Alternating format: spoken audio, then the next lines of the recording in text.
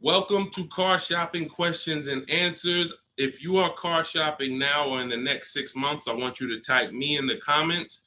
My name is Deshone the Auto Advisor. That's what I'm publicly known as. And all we do here is make sure that you know how to pay less than everyone else for cars. I'm very big on that. We spent the last 3 years helping people do this. And I spent 14 years in the car business before I started this. So I want you to start typing your questions. It's very important that when you're on this broadcast, you are locked in. Block out everything else. There's a lot of stuff in this world that wants to distract you. When you are distracted, you pay more money. That is what happens. When you are distracted, you pay more money. The people who get the savings, the people who know how to pay hundreds, thousands less than everyone else are locked in. So if you're locked in, I want you to type the lock emoji, or I want you to just type locked in, and we're going to get the show on the road.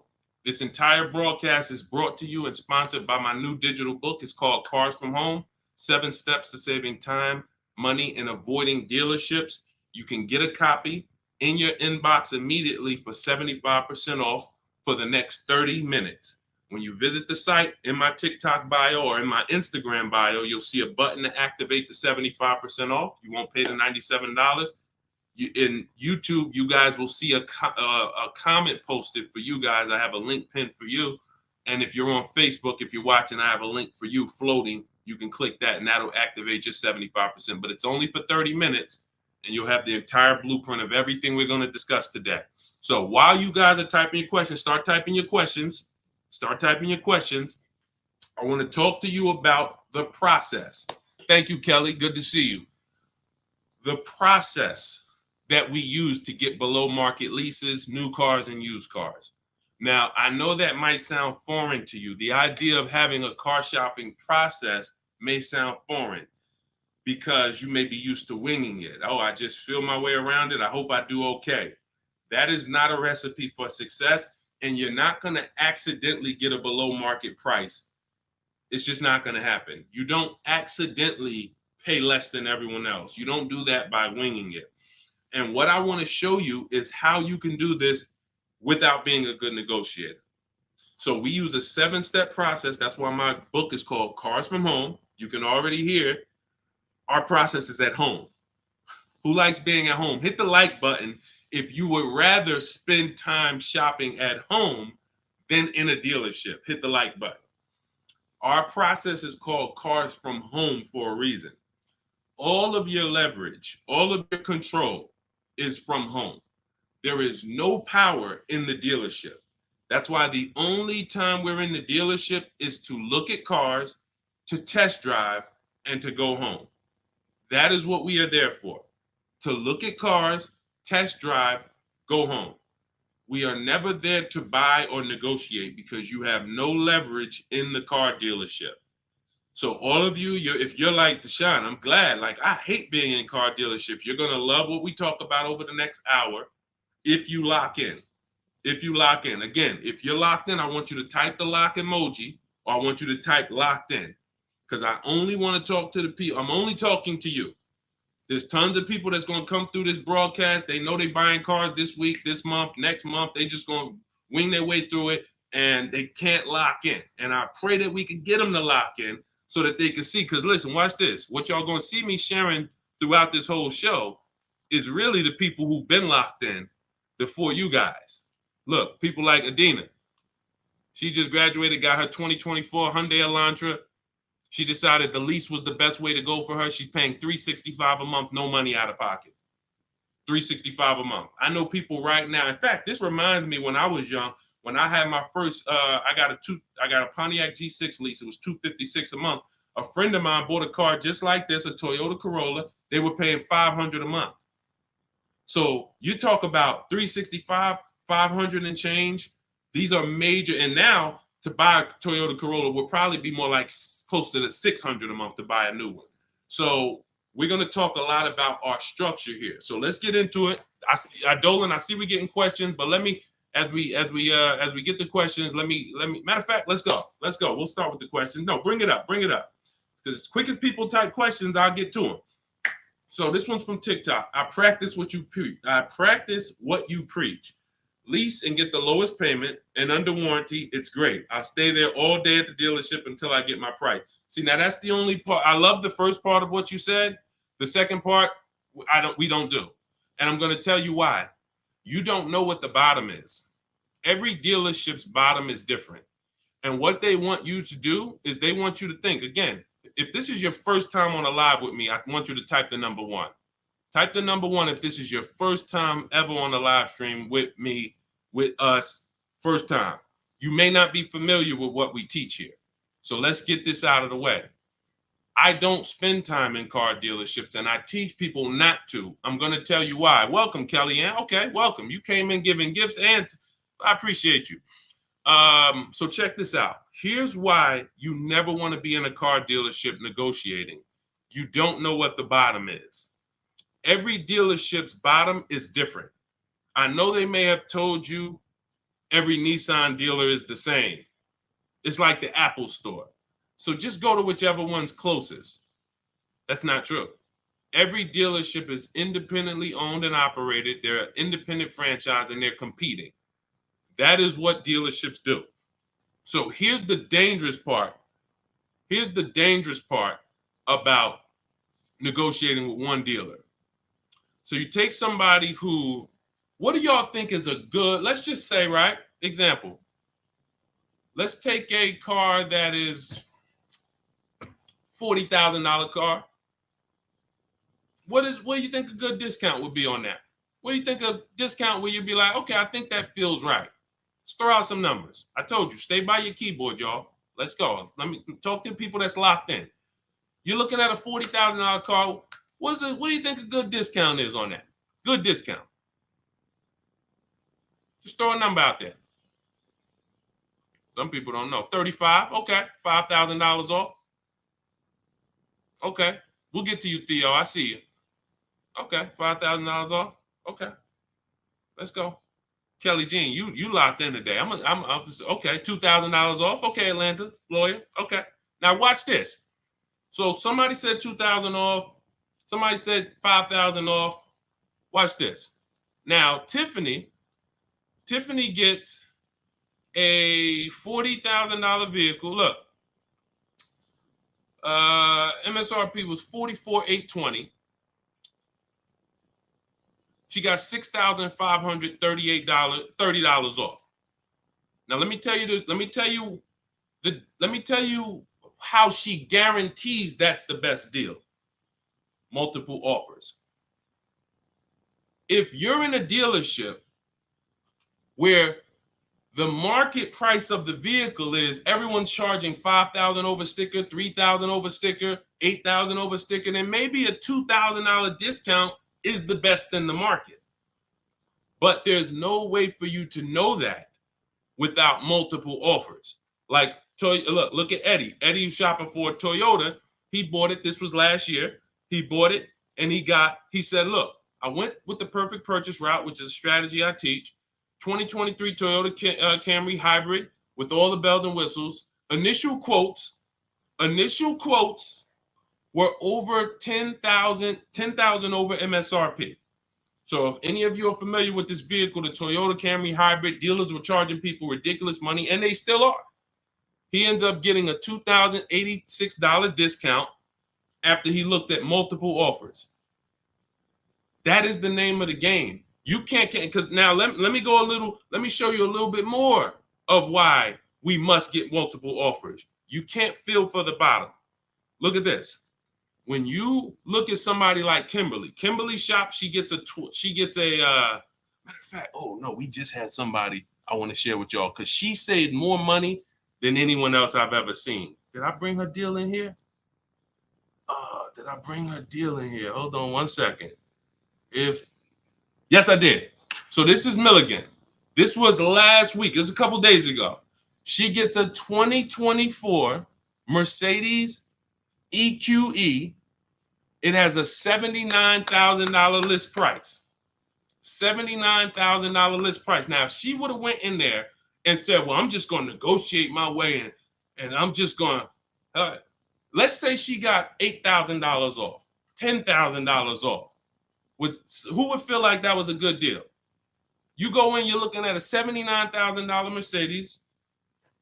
You know, does your gut tell you that's a good deal or you want more? 10,000 off. Let's say 15. 15 off. And is that a good deal? Come on, tap in with me, y'all. Talk to me. Talk to me. I want y'all to know, because we don't do. I want y'all to know that I'm conservative with what I'm about to tell you. But I need you to hammer this point into your head that negotiating with a dealer is a losing battle when you're negotiating in there. So all right. So Jimmy said yes. I see you. Kelly said yes. 15 grand sounds like a good discount. I would feel good about that. Milligan paid $56,000. If you're on YouTube and if you're on Instagram, you can see it on the screen. She sent me her paperwork. This is what I do. So this is literally, people send me their deals. People who I work with around the country, whether you have my book, whether you're in my program, people send me their deals all the time. She paid 50. She saved almost $30,000 on this vehicle. Brand new vehicle. So what does that tell you? Had you gone in there and agreed to a $15,000 discount, you would have left thinking you did okay, which is the point I want to make before we wrap this question up. The name of the game with car sales, and I did this for 14 years, is not that you win. It's to make you think you won. The name of the game with car sales is to make you think you won. It is a psychological game that when you're negotiating one-on-one with dealers, it's impossible for you to you can't win. So when you step outside and you start to sit back like we do and shop from home, and you learn how to look at the market the way I teach, the way you're going to learn, the more you tap in here, you will understand that your money and your leverage is at home, putting dealers against each other. Not going into one dealer and saying, okay, how much can you take off? Okay, who got that? Type $ if that point makes sense. You cannot feel for the bottom. You cannot say, oh, okay, that sounds good. 3,000 off. That sounds good. 10,000 off. That sounds good. 20,000 off. You can't say that on any vehicle. Now, sometimes your best discount in the market is 8,000.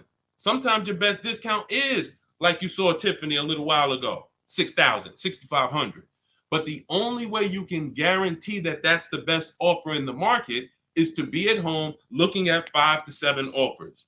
And in my book, I teach a strategy called the 25 to 5, where we connect with 25 dealers online, and it literally takes us 20 minutes. I have all email scripts that you send. There's no talking. We use this for new cars and leases.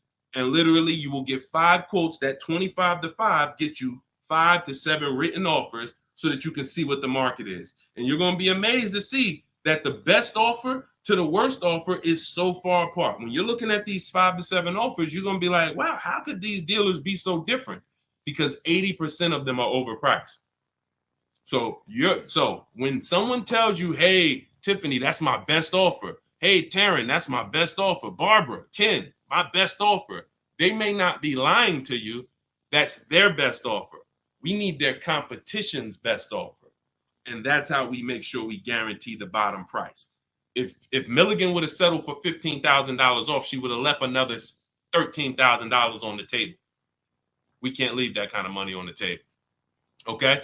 So yes, I love that you seem to understand about leasing, the person who shared this question. But what I don't love is being in dealerships negotiating. I do not do it. I don't teach to do it. We stay at home and we make people bid for our business. That is the game. Okay. All of this is inside my new digital book, guys. You can see it. It's called Cars from Home: 7 Steps to Saving Time, Money, and Avoiding Dealerships. And you can see, Josh, I have a support email everywhere. You can see it on my screen. Every time I do a live, I have a support email. When you purchase the book, literally on the thank you page, as soon as you pay, as soon as you get your 75% off, it literally says, screenshot this page. And it says, here's my support team's email, just in case you may have typed the email in wrong. And it says, click the link below to open up your book. So you can open it right there on the thank you page, save it to your phone or your computer, and I email you a copy. So DM me. If you don't see the support team email, we share it everywhere. We share it everywhere. I don't want to share it here live publicly, but DM me and we'll share it. We'll share it so you can have it. All right. Hey, Deshone, I drive 31,000 miles a year. Can I still get a lease driving that much? Theo, great question. So let's talk to high mileage drivers. If you drive more than 18,000 miles a year, I want you to type HM for high mileage. Now, here's what's important for you to understand. And what I love about the way you ask this question, Theo, is you're asking to understand. You're not asking with assuming an answer. So check this out. If you drive 18,000, all right, I see you high mileage drivers. If you drive 18, I see you Toussaint. You have to think about something other people don't. This is how vehicles normally lose value. This is what I call the unseen expense. You must understand this. This is what I call car buying 101, depreciation. So the people who don't understand leasing or who tell you not to lease, they don't understand depreciation. They say things like, well, I don't like to lease because I want to drive as much as I want to drive. Here's the thing. You pay for your usage whether you buy or lease. Give you an example. Let's say you buy a vehicle today for $40,000. What's that vehicle worth in 1 year, everybody? Let me ask you. Throw a number out. You buy a vehicle today for $40,000. What is it worth in 1 year? Average miles driven, 12,000 miles per year. What is that vehicle worth? Is it still worth 40? Is it still worth 40? No. Right, exactly. 33. Let's go. Let's go. Shout out to the people that's not distracted. 33. Look. So now that's a good estimate. You look and you say, all right, that's 40. This is 33. That's 1 year of time I lost $7,000. Had nothing to do with the fact you bought the car. I thought you didn't pay for stuff if you bought it. I thought you could drive as much as you want when you bought it. So let's throw a curveball in for the high mileage driver, because this is the point we're making. What happens if you drive 20,000 miles? What's the car worth? What's the car worth? Instead of average miles, where like, okay, it'd be worth 30. You drive 20,000 miles, it's probably worth 30. Instead of 33, it's probably worth 30. You lost 10 grand of value. So the more you drive, the more you depreciate your vehicle. Does that make sense? It doesn't matter if you leased or bought. If you buy a vehicle for 40 and you put 100,000 miles on it in a year, that vehicle's worthless. You go around and you try to sell it, it's probably going to be worth $12,000 or whatever, $15,000. You destroyed the value with the amount of mileage you drive. So now once you see that, now you can get that, all right, I'm not off the hook just because I paid for my car and I didn't lease it. I lose in the form of depreciation depending on how I use this vehicle. So that's the basis for us to discuss leasing versus buying. And when you look at leasing versus buying, here's what we're asking ourselves. This is step one in my book. We don't do anything else until we pass this step. How many years are you keeping the next vehicle? How many years are you keeping your next vehicle? Type into the chat. Those of you who are shopping, I want you to answer this. How many years are you keeping your next vehicle that you're going to be shopping for? 8 or more, or less than 8? This is called the 8-year rule. See, I get a lot of people, and I see a lot of you ask, hey, I'm looking at a Porsche Macan. Should I lease or buy? I'm looking at a Rolls Royce. Should I lease or buy? I'm looking at a Honda Civic. Lease or buy? It's the same answer. How many years are you keeping the vehicle? Because here's what you need to realize. You're going to lose the most value in 5 to 7 years. But after 5 to 7 years, after 7 years, the depreciation cools off and you start losing little value. Who has a vehicle outside they've had for more than 10 years? Type me. You got a vehicle in your driveway right now. You've had it for more than 10 years. I want you to type me in the comments. And we don't get many people nowadays. People are not keeping vehicles that long anymore. Okay, I see. Kelly Jean has one. Tiny Boy, I see you. All right, Naturally Dope. Okay. If you got a vehicle right now in your driveway, you've had it for more than 10 years, type me. Okay, I see you, just be you. All right. All right. These are called long-term. Look, been 18 years next month, naturally dope. Now, here's what's beautiful about them. Their depreciation is like this. What does that mean? Whatever their vehicle is worth today is probably going to be worth the same thing next year. I see you, E. Valentine. That means you beat depreciation. See, there's only two ways to beat it.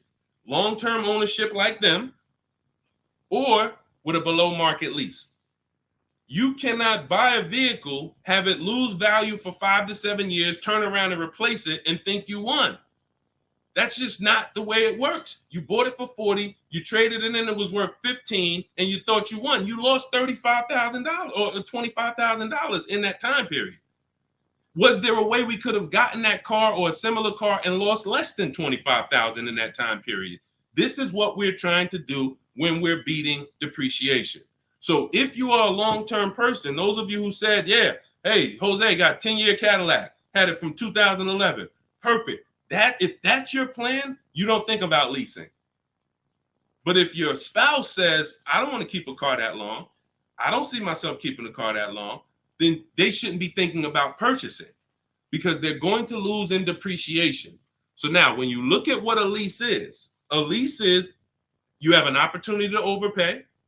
There's 3 types of leases: market value, above market value, below market value. If you pay market value or above market value, you lost. You lost. Market value or below market value, you lost. If you're enjoying this on TikTok, can y'all just double tap the screen? Just start tapping the screen. You're going to see the likes run up, and y'all just keep running them up. And what that does is it lets TikTok know we talking business over here, brings more people. If you're enjoying it on Facebook and YouTube, can you hit the share button, tag a friend in here so we can help them protect their money? This is about below market lease deals because you've seen commercials that say, hey, you can lease this vehicle for this, $5,000 down plus tax. Those are above market lease values or market value. When you see lease deals that look like this, and this is why I show you people who came before you. Danielle, $44,000 Audi, 2024, no money down, $550 a month. No money down, $44,000 Audi. You guys know, some of you know, every $5,000 on a loan is about $100 per month. So to buy that $44,000 Audi with no money down, we always shop our deals with no money down. And once you embrace what I'm telling you, you'll be shopping with no money down only. That doesn't mean we don't put money down, but we always shop all our deals, purchases, leases, used cars with no money down. Because when you start putting money down, it confuses you. Unless you're really, really good at math. If you're really great at math, then it won't. But if you're not great at math and you start putting money down, it's going to confuse you because you really don't know the deal you're getting. You only are focused on what is that monthly payment. So that's why we shop with no money down. But to buy this same vehicle with no money down for a $44,000 vehicle, that's a $900 payment on a 5-year loan. That's a $900 payment, $800 payment on a 6-year loan. She's paying $550 below market lease. Look at Kimberly. She saved 20 grand on her Maserati, below market lease, an $86,000 vehicle, $950 a month.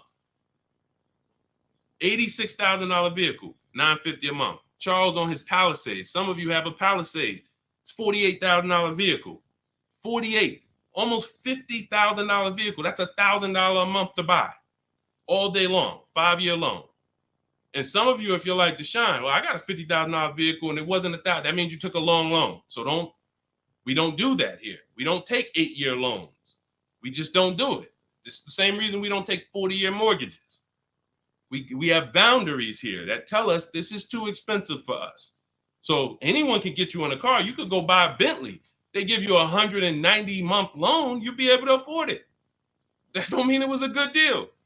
So we cap our loans at 672 months. We will not go longer than that. That is the longest loan we take. So you look at what this would have cost Charles. Hyundai Palisade, $48,000. That's $1,000 a month payment. What is he paying? $597. And you got people like Zafrina who just killed it. Look, $65,000 Jeep Grand Cherokee, $579 a month. That's a 0.88% lease. These are below market leases. So when you're shopping for a below market lease, you are beating depreciation. Had they bought any of these vehicles, the vehicles would have depreciated way more than the small monthly payments they're paying to drive these vehicles. And then we look at Jen. Jen got an 18,000 mile a year lease. She bumped hers up to 18,000. Started out at 512 on her Honda CRV. Bumped it up to 18,000.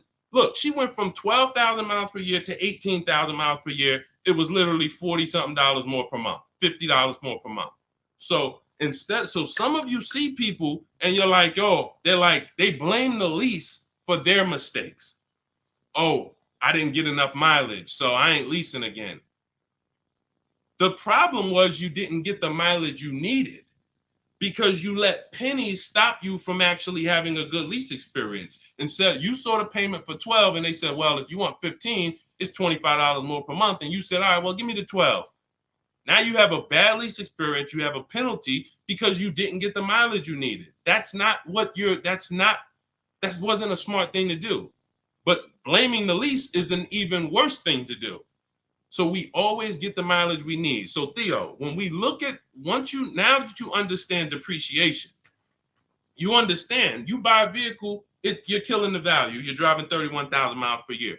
But if you bump your lease up, and I want you to shop for your leases with 12,000 miles, no money down, only first month's payment, taxes and fees in the payment. You get multiple offers. You need to get at least 5 to 7 offers. You could do it manually. You want to call around? You could do that. I do it, and I teach in my book. We do it without talking. Literally everything we do is email. We don't talk to car salesmen. And I'm a former car salesman. So trust me, when I tell you my system is you don't talk to car salesmen, it's better for them and you. When you go pick up your cars from the way we teach, the car sales people are thanking you. They're like, man, this was one of the quickest, easiest deals I ever made. You knew what you wanted. You sent me an inquiry. You gave me enough information to make the deal. We did it in 20, 30 minutes. This was great. I would never develop a system that would make car sales people work hard. It's easy. They love what we do. But at the same time, you got to find the right dealers. And you got to understand, all right, I have to shop with 12,000 miles per year first, and then let me get my best offers. You know, we teach something called the 1.5% rule. We divide the monthly payment into the MSRP. In my book, I have a calculator that does this for you. So literally, when you get my book, 75% off in my TikTok bio, 30 minutes, Instagram bio, 30 minutes, YouTube comments, Facebook comments, you see the link floating. You got 30 minutes to get the book for 75% off, so you won't pay $97. In there, I have calculated, you put your lease quotes into, and it literally spits out which one is the best, and it spits out counter offers that we email back to them. So once you do that, you find your best deal. Is it 1%? Is it less than 1% like Zafrina's? Is it 1.2, 1. As long as it's under 1.5, out of all your offers, you need to have 5 to 7 offers. If it's under 1.5, now you got good value. And now you ask them to adjust it up to 31,000 miles per year. You can absolutely do a high mileage lease. And you are going to spend less if you're a short-term driver. So I told you guys, if you were on the stream the other day, I talked about the guy that came in. He's the one taught me this, a customer. When I worked at Hyundai, I was a manager for a little bit. He came in, he had a high mileage lease on a Hyundai Sonata. I had never seen it. He had 72,000 miles on the car. And I was like, hey, you leased this? He said, yeah, I always lease. I'm in sales. He said, I used to buy my cars. I would always have negative equity. I had to do big down payments. I hated it. I started doing just a high mileage lease. He was only paying like $150 a month more than the normal lease for 25,000 miles a year. So instead of coming in with $10,000 or $12,000 of negative equity because he put so many miles on the car, he pays $150 more, drives as much as he wants to drive, comes back every 3 years, gets a new vehicle. He's not tying up money in these vehicles. Now, for those of you who are going to be long-term, like the people who we just shouted out about 8, 9, 10 minutes ago, that is the deal. You do not lease. You're going to buy, keep that vehicle until the wheels fall off. That's the win. But if you're not keeping your vehicles 8 years, you're overspending by thousands of dollars not leasing. And we prove that over and over and over and over here.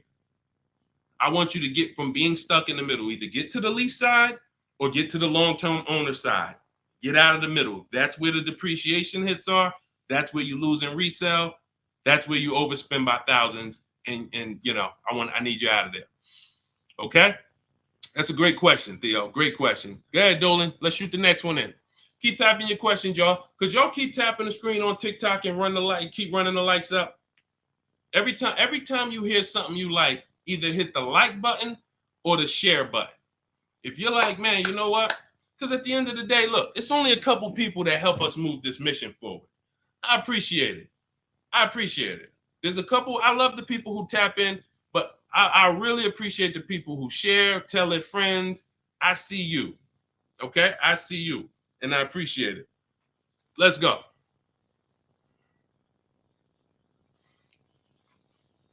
Okay, this one's from Instagram. If you negotiate with the manager, can you save because you're cutting out the sales guy? No. When you negotiate with a manager, I'm just trying. If I didn't have my way of doing it totally online by email, then I would be calling sales managers, and I'd only be dealing with sales managers. I'd be talking to at least 5. I'd be talking to as many sales managers as necessary to get 5 offers. And this is only for new cars and leases. The process for used cars is entirely different. We haven't had a question about that yet, so I'm not going to go into detail with it. But the process for shopping for used cars is totally different because that's based on marketplaces. But when we are talking and we're shopping for new cars and leases, we're only dealing with, I would only deal with managers if I wasn't doing it by email. But yeah, that's not going to help you save. What's going to help you save is getting multiple offers and seeing who's the best offer. Seeing which the first thing we want to decide when we look at a car. I was at the gym today and one of my friends showed me, hey, D, man, I'm looking at this car right here. This Lexus dealer had it on their showroom floor. I said it's 100 of them in the country. See, you fall in love with that one, and you seem to think, that's the only car out here like this, and whatever I can negotiate with them is great, man. 100 of those cars are around the country. 100. Maybe 30 of them are within 100 miles of you. My mission and your mission is to find which dealer is going to sell that car for the lowest price. That's the mission. It's very simple. And it's very simple when you're doing it from home. Very simple. We don't negotiate with one car. They're cookie cutter. I don't care if you're looking at the rarest Bentley. There's still a couple of them in the country. Because the more, when a dealer can make you think we're the only ones with this car, they can charge you what they want to charge you. And you're going to say things that are going to be like, charge me more. What does that mean? Oh, man, I ain't seen this one before. Okay, ching, cash register. You say stuff. See, I'm a former car salesman, and thank God he's put me here to do good in this world. And he's given me a heart to help people, and I just never had the heart to take advantage of people. I know the business like the back of my hand. I've been a manager at Ray Katina. We had to run our own deals. Most car salespeople have no idea what I'm talking about. Me and my friend, we were just talking about this because the places we worked at, we had a different standard. We had to know the numbers. We ran the program. Ray Katina didn't have finance managers. A car salesman who just runs back and forth, no disrespect, but you don't know what we're talking about here. You say, all right, get the customer, go get the numbers. Get the customers, go get the numbers. You won't get that. But at the end of the day, that is like this. When I tell you that when you start putting dealers against each other, it's the only way for you to prove to yourself what I'm telling you is true. I can show you people all day long. I can show you Jen. I can show you Rosalie. I can show you these people ain't me. These people wasn't in the car business for 14 years. Ansley, look, got his car in 2 days. Look, he said I started the process Saturday, made the deal Monday. Got him a 2024 QX60 Lux $58,000 vehicle, $554 a month at home. At home. He wasn't in the dealership for 12 hours to get this ridiculous price. I can show you this all day long, but until you see that the name of the game is putting dealers against each other, and when you see how much you're going to save, you'll never go back to the old way. You'll never go back to the old way that you were programmed to shop. You weren't taught to shop that way. You were programmed to shop that way. Nobody taught you to shop like that. It just was like, oh, I guess I'm going to go get a car. Let me go into the dealership. No one told you to do that. It's an indoctrination process. So you got to get the mindset first. Biggest thing. That's why that's why there's a couple things that I do to let you know it's mindset first. Without the mindset, you can't get what we're talking about. Unlearn, relearn. That means you got to unlearn what you were taught. You got to unlearn what you do. If it's not working, unlearn it. You can't relearn it until you dump the old stuff. Cars from home. That's the mindset. That's the mindset. Anytime you're spending more than a couple minutes in a dealership, you got to ask yourself, I'm definitely not doing cars from home. This doesn't feel like cars from home. If you're home more, then you should be feeling like, okay, this is cars from home. And all of this is in my, if you like, guys, you don't want to remember all of this, you just want the step-by-step blueprint, that is my new digital book. It's 5-star rated. You can Google it. It's called Cars from Home, 7 Steps to Saving Time, Money, and Avoiding Dealerships. You can get your copy for 75% off in my TikTok bio, my Instagram bio, the YouTube comments, or the Facebook comments for the next 30 minutes. After 30 minutes, price goes back up to $97. And it is worth every penny at $97. People saving $5, $10, $15, $20,000, never spending more than 30 minutes in the dealership. They pay $97 all day. We sold tons of books for $97, but $24 is better. So go ahead, Dolan, shoot the next one up. All right. This one's CPB013. Is the online price the lowest they will go on a used car? All right, so this is a good question. Is the online price the lowest they will go on a used car? If I've narrowed it down and I see a car that is priced lower than everything else on a used car, now we're talking about my multiple marketplace strategy, because this is how we look for used cars. We're looking at all the marketplaces. Everywhere there are used cars at, we're looking at them. Cars.com, Carfax, Car Gurus, Auto Trader, CarMax, Carvana, Driveway, eBay Motors. 8 marketplaces. We open these up, we start our accounts. Once we narrow it down based on title, service records, accident history. We cannot, hold on.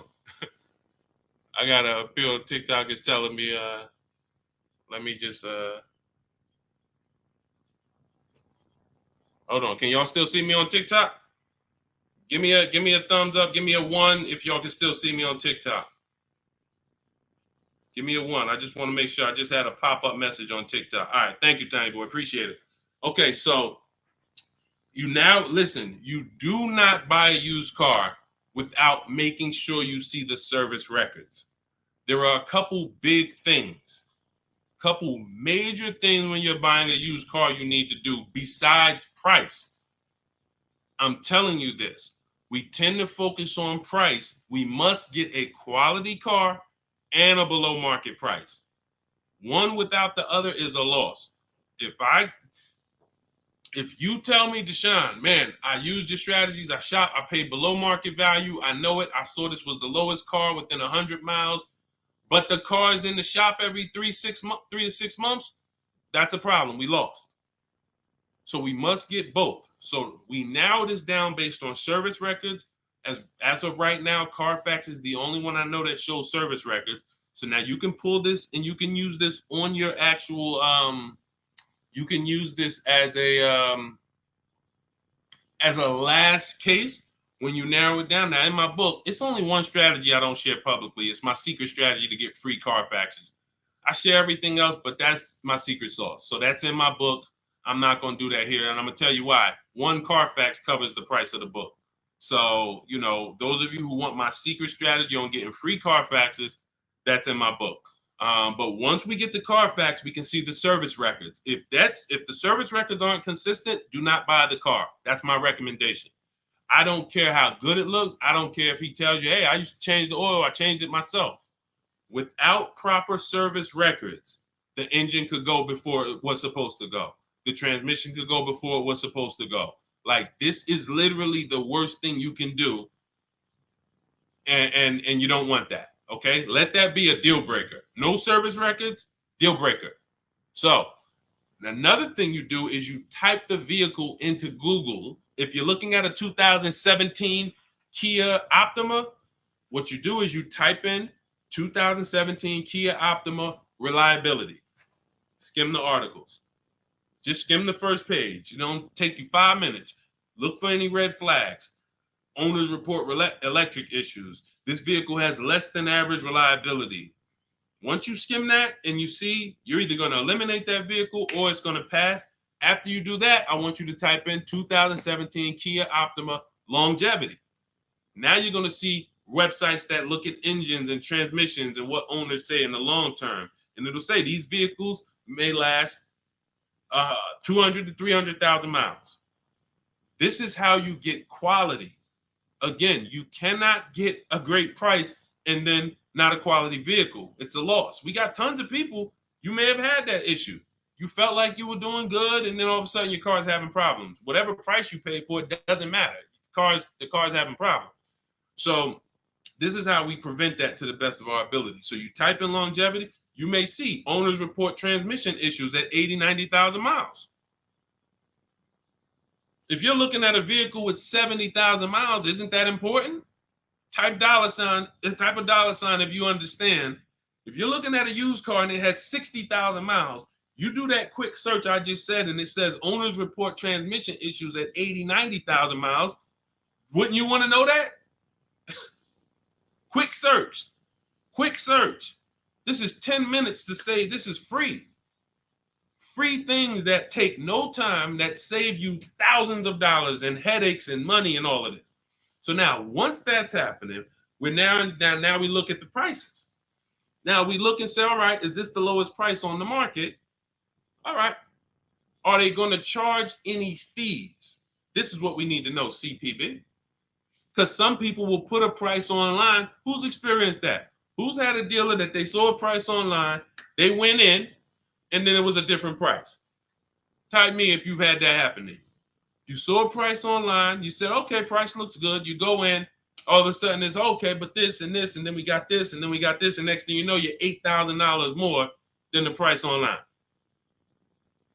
Happens all the time. How do we prevent that? We call before we go. We must verify fees before we go. So when I look at a price online, CPB, you got to understand something. There's two types of dealers. There's dealers who list used cars and they have no intention to sell the car at that price. They're going to bump the price up when you get there, and they hope you don't call. Because if you call, then they know you won't come. And in my book, I teach you how to call. We don't waste our time. We don't let anyone waste our time. While we're in a dealership that's wasting our time, the real best price car is selling to someone else. If you narrow it down to 3 cars and then you go see one and it's like, okay, Dad, you wasted my time. Now you come back and the other 2 that was really the best price, those are gone. Because the best price cars don't last long. So we can't afford to let anyone waste our time. So now the goal is to see, can I get money off, but not here? We don't do that until we get there. Because a lot of times when we shop for used cars, we're getting notifications of every car that pops up. A lot of times we get cars that no one even knows hit the market yet. Soon as they hit the market, because I teach you how to know the market, you literally know the car there before anyone. You verify fees, you're there, you test drive it, you lock the car up. You can't call those dealers and be like, hey, could you take another $1,000, $2,000 off? Because they're going to be like, well, we just got the car, we're going to give it some chance. And I'm going to give you another insider secret. Dealers use a tool called V-Auto. When we list used cars, we know what every used car is priced at around us. We know what every single used car is priced at all around us. So we know we're the lowest priced car in the market. When you're looking at that car and you see that's the lowest price out of all of them, that dealer knows they're the lowest price. So when you call them and you look for more money off and you're not there, you don't have any leverage. So we do that when we get there. So this is all in the process that we use. I talked to y'all at the beginning of the stream. We talked about process. Everything we do is a system. That's why we have thousands of people that you look all over my pages, you read those comments, you see people sold their leases. I made so much money selling my lease. Oh man, I got $10,000 off. Man, I got a deal that was $200 less than what I thought I could get. Look, I had, I think Vicky, who wrote into me? I think Vicky wrote into me and said, What's her name, Vicky? Okay, can you take that question off, CP? Dolan, so I can see this. Okay, yeah, it was Vicky. She said, "Hey, Deshone, thanks to your book and the methods, I was able to get my new lease for a 2024 Volkswagen Atlas for $175 less a month than my first quotes. I did it all online except for picking up the car. I put no money down other than first month's payment and DMV. I saved over $6,000 over the life of my lease listening to your tips, using my scripts. My negotiating scripts, you don't talk, you're typing, you're copying and pasting. So if you have it, if you can't copy and paste, this ain't for you. If you're not good with a computer, you can't visit websites and copy and paste. This isn't for you. But that is the name of the game. That is the name of the game. Like, it is all about having a process, not winging it. This is a 5 and 6 figure transaction. You wouldn't wing a home purchase. I don't care if you found the least expensive shack in the country. You found a shack that was $40,000, and you're like, man, I want to buy that shack. You wouldn't wing that process, right? You wouldn't be like, oh, you know what, I can handle it. Forget the attorney. I don't need a realtor. I don't need none of that. I'm just gonna go and, no title company. No, there's a process. Doesn't matter. Even the least expensive house. So if you treat car buying here like you treat home buying, if you treat car buying like you're buying a small house instead of a big TV, that's how people treat buying cars. Then people come in, hey, honey, look outside. You bought a car? Hey, I went down. I told you, I told you I was just going to get milk, but I stopped by the dealership. I knew you was out for a couple hours. What happened? Like, how'd you buy a car? Well, I stopped by the dealership. I saw this thing and I just had to make it. You made a $30,000 transaction in minutes. Minutes. It's like it's a big TV, like you bought a 90-inch TV home. Look, honey, but I got a car, something that costs $50,000. I did it in a couple hours. This is why we're losing. And so part of what I got to do, y'all, I got to tell you the bad news. I got to tell you the bad news so that you can get to these prices. You're not going to get to these prices unless you realize that everything they taught you to do was for them to make more money. Once that clicks, you come over to our side and you join our side, and we'll just, you'll be winning for forever. New cars, used cars, leases, high mileage drivers, don't matter. We do it all. All right, go ahead, Dolan. All right. I'm in 3/6 years in my finance car. Okay, it looks like you're about halfway in, and would do anything to pay less than $660 a month. How do you feel about refinancing? Okay, so there's a right way to refinance and there's a wrong way. Refinancing should be you qualify for a better rate now, but you don't want to stretch the loan out. And I'm going to tell you why. Most of the people who want to loan you money, they want you to take it longer. I make more money lending you $40,000 for 8 years than I do for 3 years. So the longer you take the loan, the more I'm pretty much guaranteed to be all right. If you pay for 2-3 years, a lot of that is going to interest. So by the time you get to halfway through, you still owe a good amount on that vehicle.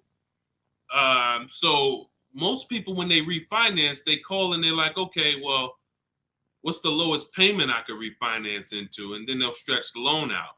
And that ends up, like, let's say if you paid 3 years already. Now you go in and you say, all right, well, what can I refinance to? They say, well, we can get you to $375 a month. We give you a new 6-year loan. And now people be like, oh, well, I like that better. But you already paid for 3. What's 3 plus 6? 9 years. No one's taking, there's no smart person on here that would sign a 9-year loan. But that's the problem. So here's what I would do. You're already, all right. Another thing about refinancing, it's for people who want to keep their cars. We said this earlier. The people who are keeping their cars want to actually pay them off and keep them until they, forever. or at least until they know that the depreciation is over. And that's really not even that, because once the depreciation, once you get here, you buy your car here, by the time it gets here, you paid it off.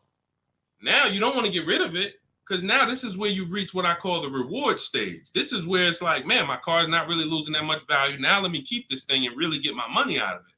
You don't want to flip the car as soon as the depreciation has really settled. You don't. So if you're planning to keep that car and keep it 8, 9, 10 years, then you refinance, and then you say, all right, I'm just going to make sure I got the best loan. But I would recommend you refinance and pay the highest payment you can to pay off the car quicker, not stretching the loan out. It's just you're paying more. It may seem like, okay, yeah, I'm paying less, but you're paying more. You've already paid for 3 years. They stretch you out another 5 years. That's an 8-year loan. You paid on the car for 8 years now. So what I would look at is, if you're not a long-term person, if you're not keeping your cars 8 years, you should be flipping out of that car into a lease. You should literally we have a process we call the equity assessment. Some of you know there's a word we don't use here. It starts with a T. Who knows? Because I know we got some new people on here. If this is your first time, you wouldn't know this. But there's a couple people that tap in with us regularly. They locked in. They becoming below market masters. A lot of them have my book already. So there's a word we don't use. It starts with a T. See if we got anybody on here that know. Thank you, Terry. Trade. Yes. Thank you. Way to go. I love the people who are locked in. I'm always going to listen. I'm always going to give y'all extra attention, because y'all are the ones. It's a lot of distractions out here in this world. A lot of people want you reading news articles and all of that. While you doing all of that, people charging you more money for everything. Stuff you didn't have to pay overpriced for this car. But because you didn't tap in and lock in, now you just went and did it over. So yes, we don't trade. So what you would do is you would do an equity assessment. We go to cash buyers. We use 6 buyers right now online. CarMax, Carvana, Driveway, KBB Instant Cash Offer, and AutoNation and Car Gurus. That's 6 cash buyers. They compete hard. 3 of them link you to a local dealership for a cash offer. 3 of them are online car buyers for cash offers.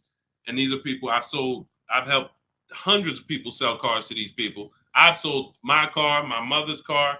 We both sold our leases, and I ain't gonna tell you what I made when I sold my leases, because that's when the market was high and every car was worth $7,000 to $12,000 more than it's worth today. You know, I'm so glad we look back and we helped a lot of people cash out and benefit from that market. That's no longer here. That's over. But there was a 3-year run where we were selling leases and making literally 5 figures. It's amazing. But anyway, the point is, you want to do an equity assessment. You want to let these cash buyers bid for your asset and see what's the most you could pay. You're not going to get money. You're not going to get these numbers on trade. So once you do that, you see how much you can pay. Now, we were switching to a lease. You get a below market lease on something, you drop your payment very simply. Very simply. You going into another finance though, it's going to be difficult for you to do that. It's going to be difficult for you to do that. Let me see the woman I had who went. She just did this. She literally just did what I just laid out for you. And let's see, what was her name? Melissa. Was it Melissa? Yep. So Melissa said, you see this a couple days ago, she said, I took possession of a 2025 Honda Pilot EXL. She realized, you know, she wasn't a long-term person. She's not keeping her cars 8 years. She's losing on depreciation. Once she learned that, she said, Deshone, I'm following the strategies. I'm flipping into a lease and I'm going into, leasing like a boss. She ends up leasing. She now gets her equity assessment done. She finds out she has $12,000 of equity in her old car. $12,000 of equity in her old car. Now, after she does her equity assessment, she says, all right, let me get my offers for my Honda. Let me see the dealer that's going to sell it to me for the lowest price. If you're on YouTube, if you're on Instagram, you can see this. And I can't share this on the other platforms because it doesn't let me. But if you're on YouTube, you can see Melissa's whole deal that she sent. So she ends up She ends up leasing $597 a month. She got a 15,000 mile a year lease.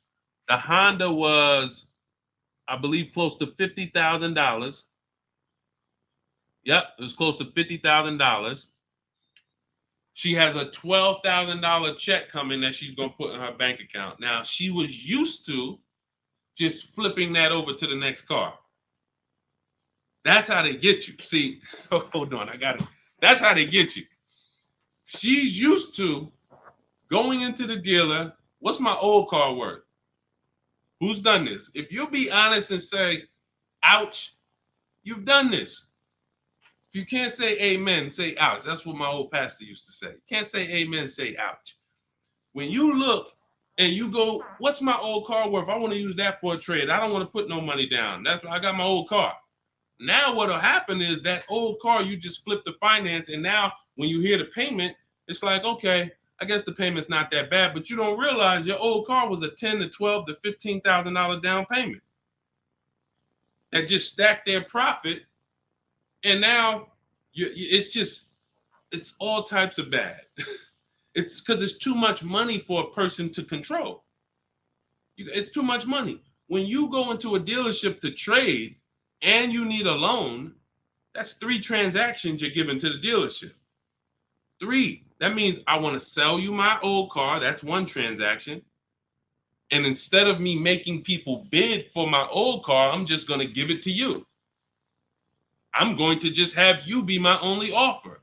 Even though I know, well, you don't know, that's why you're not doing it. Even though there's tons of other companies who want to compete to say, hey, wait, we'll pay more than that. We'll pay more. They're giving you 10 for the trade. We'll give you 13. We'll give you 12.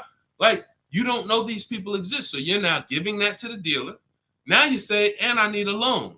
You don't realize there's banks and credit unions that want to compete all around you. Hey, we could do a better rate than that. We could do a better rate than that.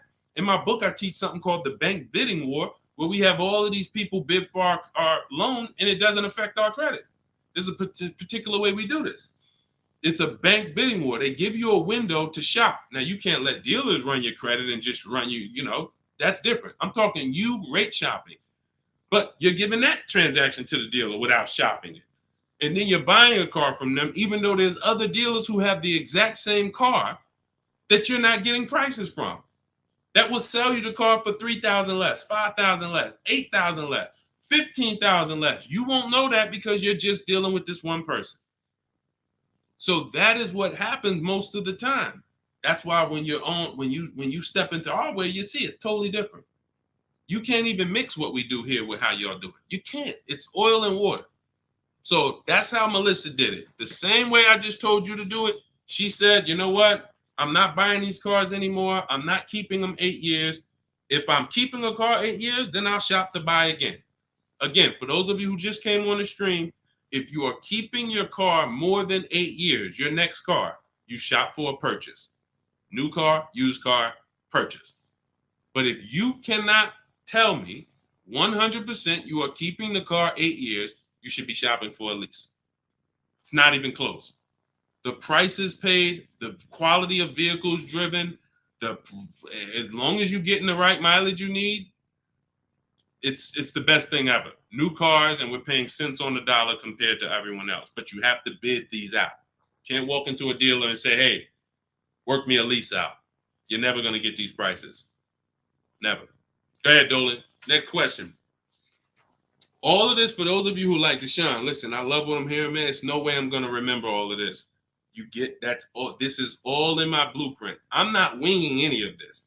Everything I'm teaching is out of my step-by-step book. It's a digital book. It's called Cars from Home, 7 Steps to Saving Time, Money, and Avoiding Dealerships. You can get your copy for 75% off for the next 30 minutes. Now, if you visited the website already and the timer started, that means once that timer hits 0, it's not, you don't get 75% off. It goes back up to $97. So you won't get the $24 price. But if you get there before the timer hits 0, in my TikTok bio, in my Instagram bio, you can get your 75% off. It'll be in your inbox before we even end the stream. It'll be in your inbox in 5 minutes. Now, also, we have a link in the YouTube comments pinned for you to activate your 75% off, as well as a link floating on Facebook or in the comments for you to activate your 75% off. But once you get your book, I want you to screenshot the thank you page. One, it says right here, click below to open your book. So you can open the book and save it to your phone or your email right there. But then I also email you a copy. But sometimes you type your email in wrong. We have a great email system. We've delivered over 10,000 books, but we can't send a book to the wrong email. And that's what usually happens. So I want you to screenshot that page so you'll have my support team's email. And depending on where you're watching, you'll see the support email on the screen. But this is only for book delivery. This is not for questions. I don't do questions through email. All right. Jimmy, thanks. Just got the book. Can't wait to read and learn how to get a great deal on my next car. Congratulations. Use it, win. Follow it step by step. Don't change a thing. It's like McDonald's. I promise you, the reason why we have hundreds of people, I've worked with 2,000 people personally, and we probably got thousands of people that I don't even know about. Hundreds that have written me, text, DM me, emailed me. But I know we have thousands of people who've used our strategies to get below market prices and enjoy the car shopping process. Like, enjoy. How about that? How about, yeah, great to pay below market prices, great to save thousands of dollars. How about enjoying something, enjoying a process of something that you're about to spend 5 or 6 figures on? Not like, oh, just get me out of here. I've had people who I've seen them. I see them at the dealership when I was in there. They can't wait to get it over with. Oh, I hate this. It's a shame. It's a shame. We enjoy car shopping. When you're in control, when you're making people bid for your business, when you see companies, banks, dealerships fighting in your inbox, hey, look at my offer. Look, hey, anything we can do? When you feel like that, you see you are the prize. You see, you're the prize. Your business is the prize. The way we shop, we're the prize. The way you've been taught to shop, you're begging. You're just begging. Come on, can you take off another 1,000? Come on, you really gonna lose a deal over, $20 a month? Come on, I know you can do better than that. You're begging. Mm-mm. Mm-mm.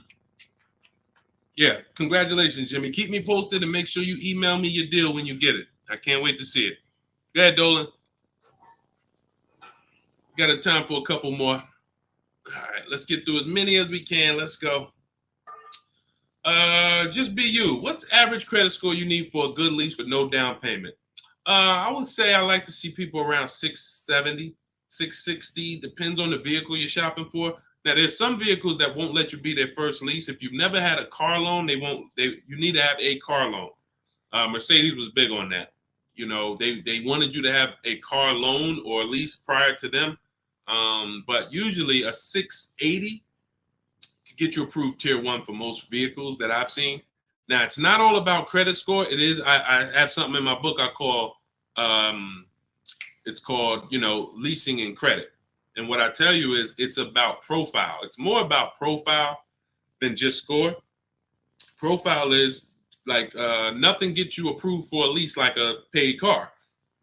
If you paid on time for a car you have now, even with a 640 score, if they look at you and see, wait, well, she's never missed a payment on her car in the last 5 years. There's a good chance you're going to get approved because that weighs heavy, But if you don't have a car or a paid off car, then you want to have a higher score, 680, 690, 680 I usually see. And again, it depends on the vehicle, but most vehicles that I've seen with a 680, solid profile, good income, you don't have to make a lot, they need to see that you can afford the vehicle. That's just fine. Yeah, that's just fine. And look, if you're not ready to get a lease yet, then you should be setting yourself up to get a lease. You should be setting yourself up. No, thank you, baby. You should be setting yourself up to get a lease. What does that mean? If you don't have the credit to lease right now, the last thing you want to do is go get let me tell you what people do. Can't sacrifice. Can't sacrifice. You don't have the credit, but you want to drive the nice vehicle. So you're going to go out and you're going to spend 20, 25, 30 and say, hey, what could you get me to on that? Now you go out and you're paying $800 a month. Now, you're already slightly shaky in your payment history. That's a problem because you're biting off a big payment. You're typically going to overpay for that car, and the interest alone is going to be an overpayment. Not to mention the price of the car you pay. So you're getting charged more for interest, which is normal. But without shopping strategies, now you go and you overpay for the car. So you might overpay for the car, and now you got a 25% interest rate. You're burying yourself. So now you look up and you say, okay, next car, am I any closer to leasing? Not if you missed a payment on that. One late payment on that, no, you jacked yourself up.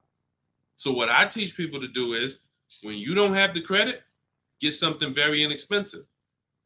Get something that you can get the least expensive car that you can get a loan on.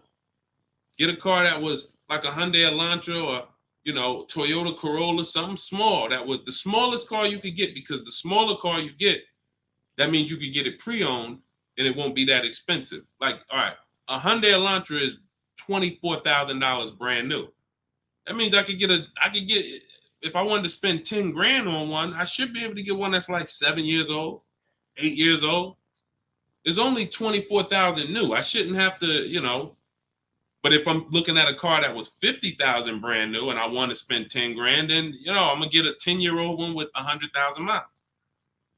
So we want to get the least expensive car, the smallest car, no frills car, just to have a payment history. Build that payment history, $250 a month, pay them, work on your credit. Now in 18 months, you go and you flip to a lease. 18 months, 2 years, you go and pull up in a brand new car. The people going to look and say, oh, man, I ain't realized, man, I saw you pull up in that old thing, and I was like, man, what's she doing driving that? But you ain't know, this is a plan. This is a strategy.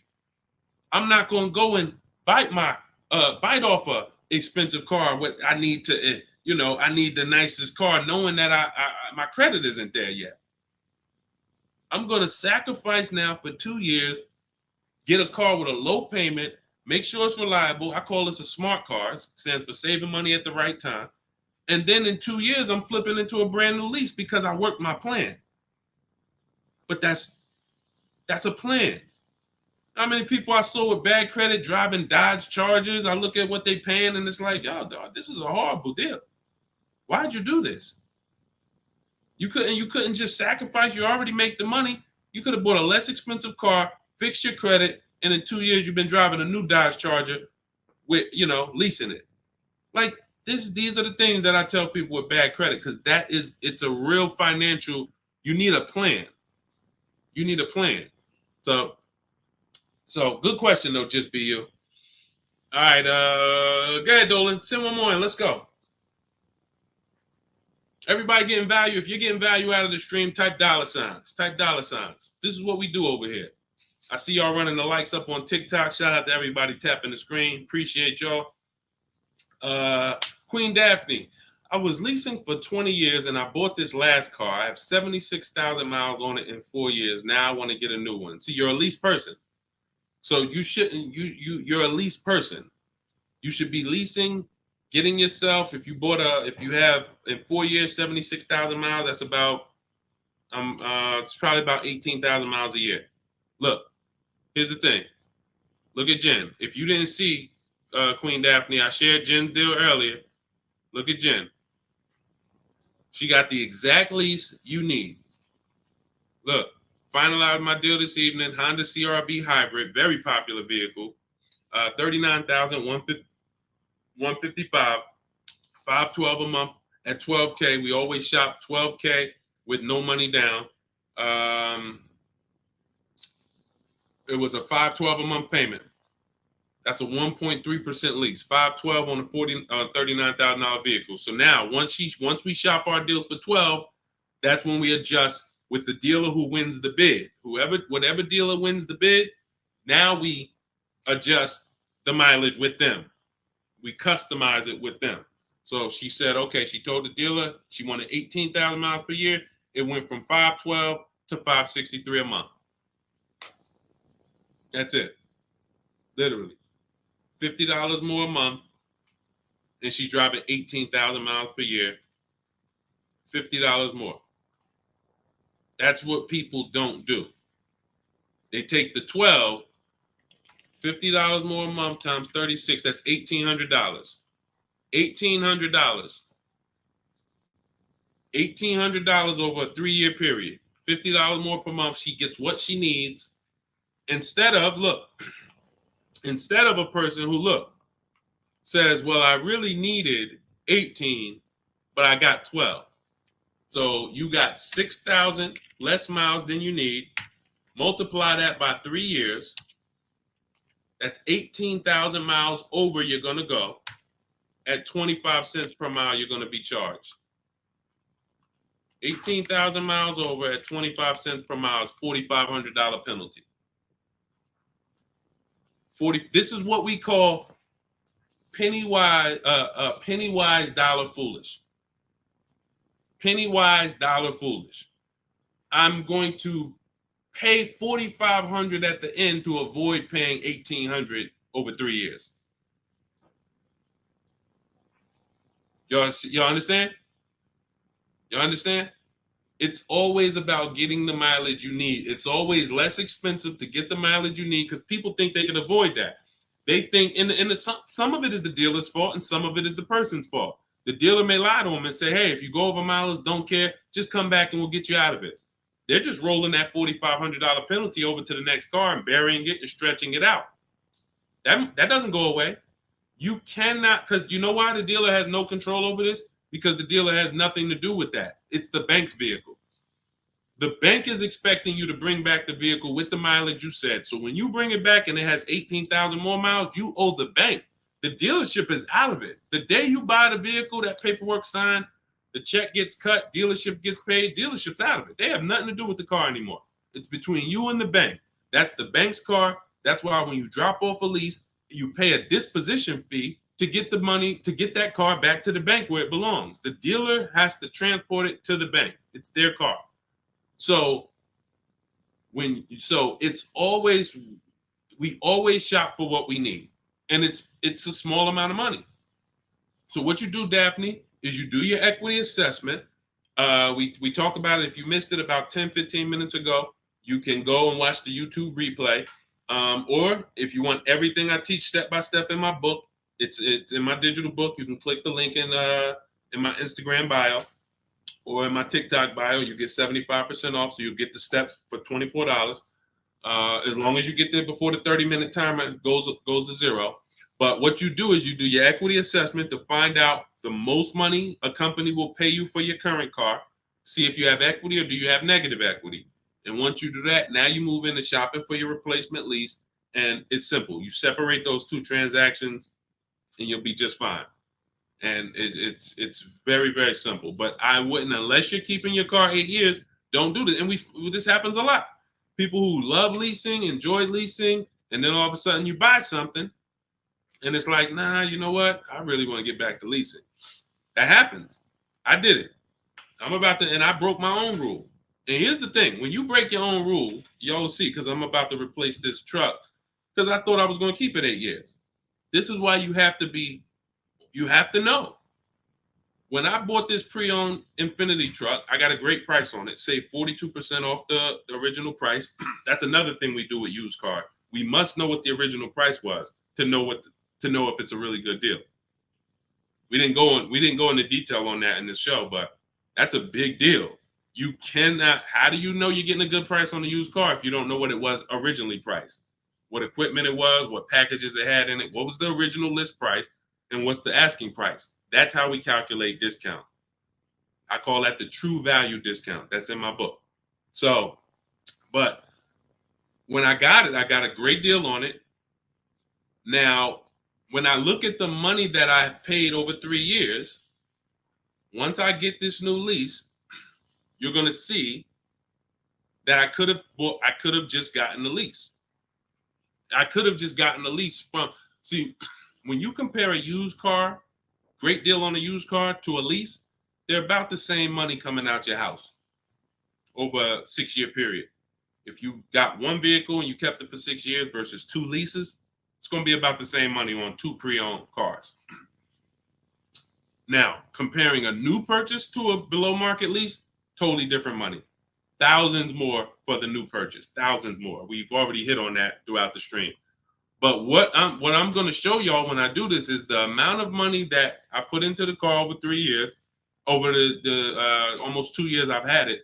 I could have just leased a brand new car for the same amount. So it's not that I overpaid, but what I could have been driving had my structure been right. And again, that's why the 8-year rule is so important. If you can't guarantee you're keeping the vehicle 8 years, you should not buy it. You should be shopping for a lease. That's the name of the game. It's not even a question. We continue to prove that over and over and over again.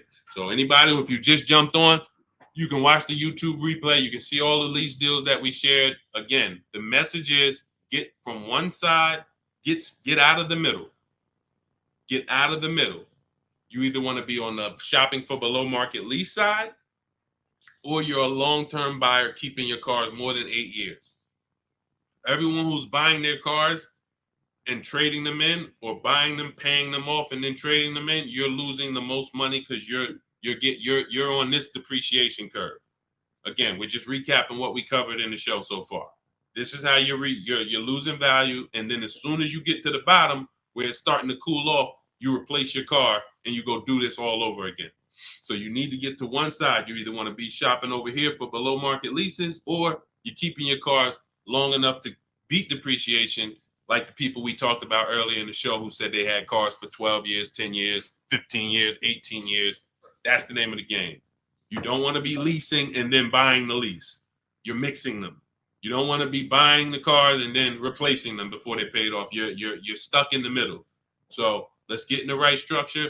Again, all of this is out of my new digital book. It's 5-star rated. It's called Cars from Home: 7 Steps to Saving Time, Money, and Avoiding Dealerships. It is the blueprint for below market leases, the blueprint for below market used cars, new cars, high mileage drivers, high mileage leases. Everything you need is in there in a step-by-step fashion, making banks and credit unions bid for your business instead of just going with one bank. Rates are high. Whenever rates are high, you need to be shopping rates. Even when rates are low, you need to be shopping rates. And you're not, this is all money. 2 points on an interest rate literally could be $2,000-$3,000. That's big money. So we need to know this. All of this is in the book, and you can get your copy for 75% off. It is a digital book. So anything that happens new in the industry, I update it. Example, Vroom went out of business. Vroom used to be on our list of people to sell our cars to on the equity assessment, and they were on our list of pre-owned cars. When we would shop for pre-owned cars, Vroom was on our list. Vroom went out of business. I went right into the master file, updated it. Everyone who opens up the book, you never saw Vroom since then. I couldn't do that with a print book. If I had 10,000 copies in print in people's houses, how do we update it when these companies go out of business or when a new website comes into the market? So with a digital book, we do that. You get free updates for now, and that's what we've been doing. So 30 minutes only. Once the timer hits 0, the price is $97. Once you get to, before you, where can you go? TikTok bio, Instagram bio, Facebook link in the comments, or it's floating, YouTube pinned comments.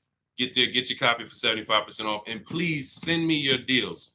When you make your deals, send me pictures of the car, send me the details. I can't wait to see it. All right, we'll be back for another stream. Shout out to everybody who checked in. Shout out to everybody that was locked in. God bless y'all.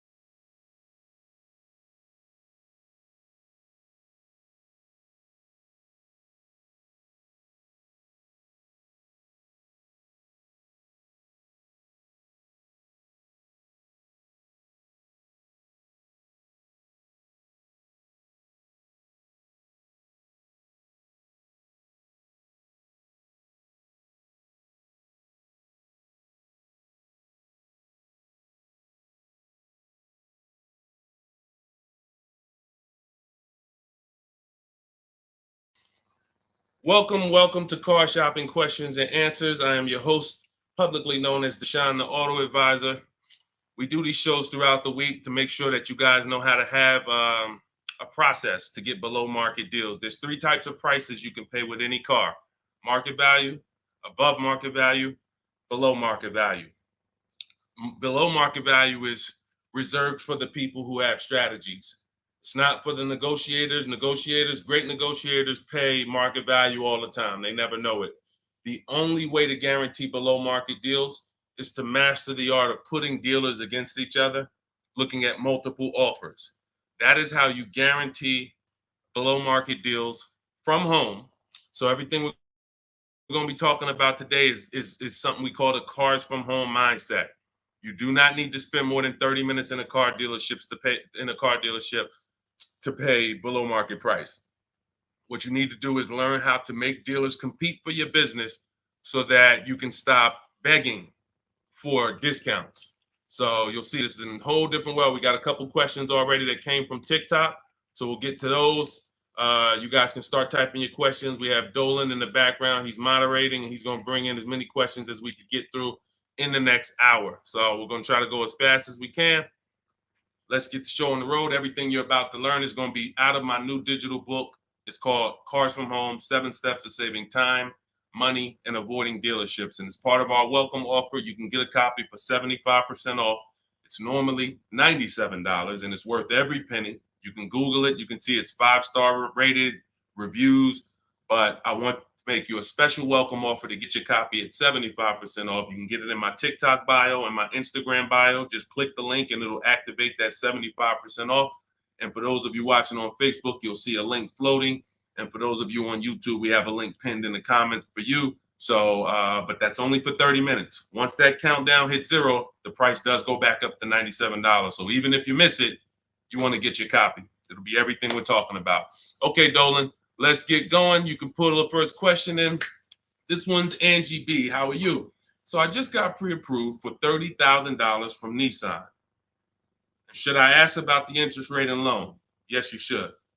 We don't usually, in fact, we never get pre-approved from a car dealership.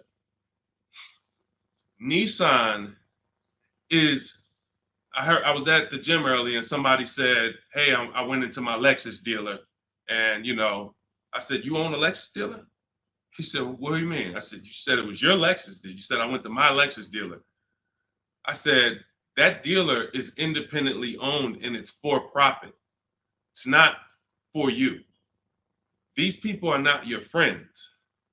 He said, no, you're right. He said, they are nice though. I said, well, you make more money when you smile while you're taking someone's money. So there's people who make tons of money, they never smile. But if you smile, you'll make even more money.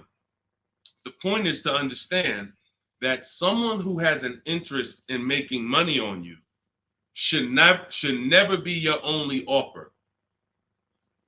Never.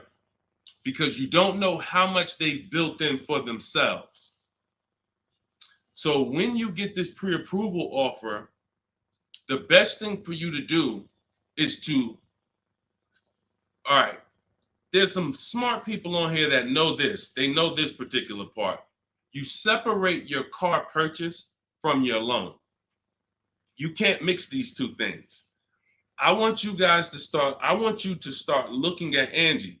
I want you to start looking at your car purchase separate from your loan. There's something I call the 3 pillars of great car deals. 3 pillars. And if y'all are on break or something, or you should have a pen taking notes, unless you're gonna watch this replay, because we're gonna cover a lot of stuff in the next hour. 3 pillars of great car deals.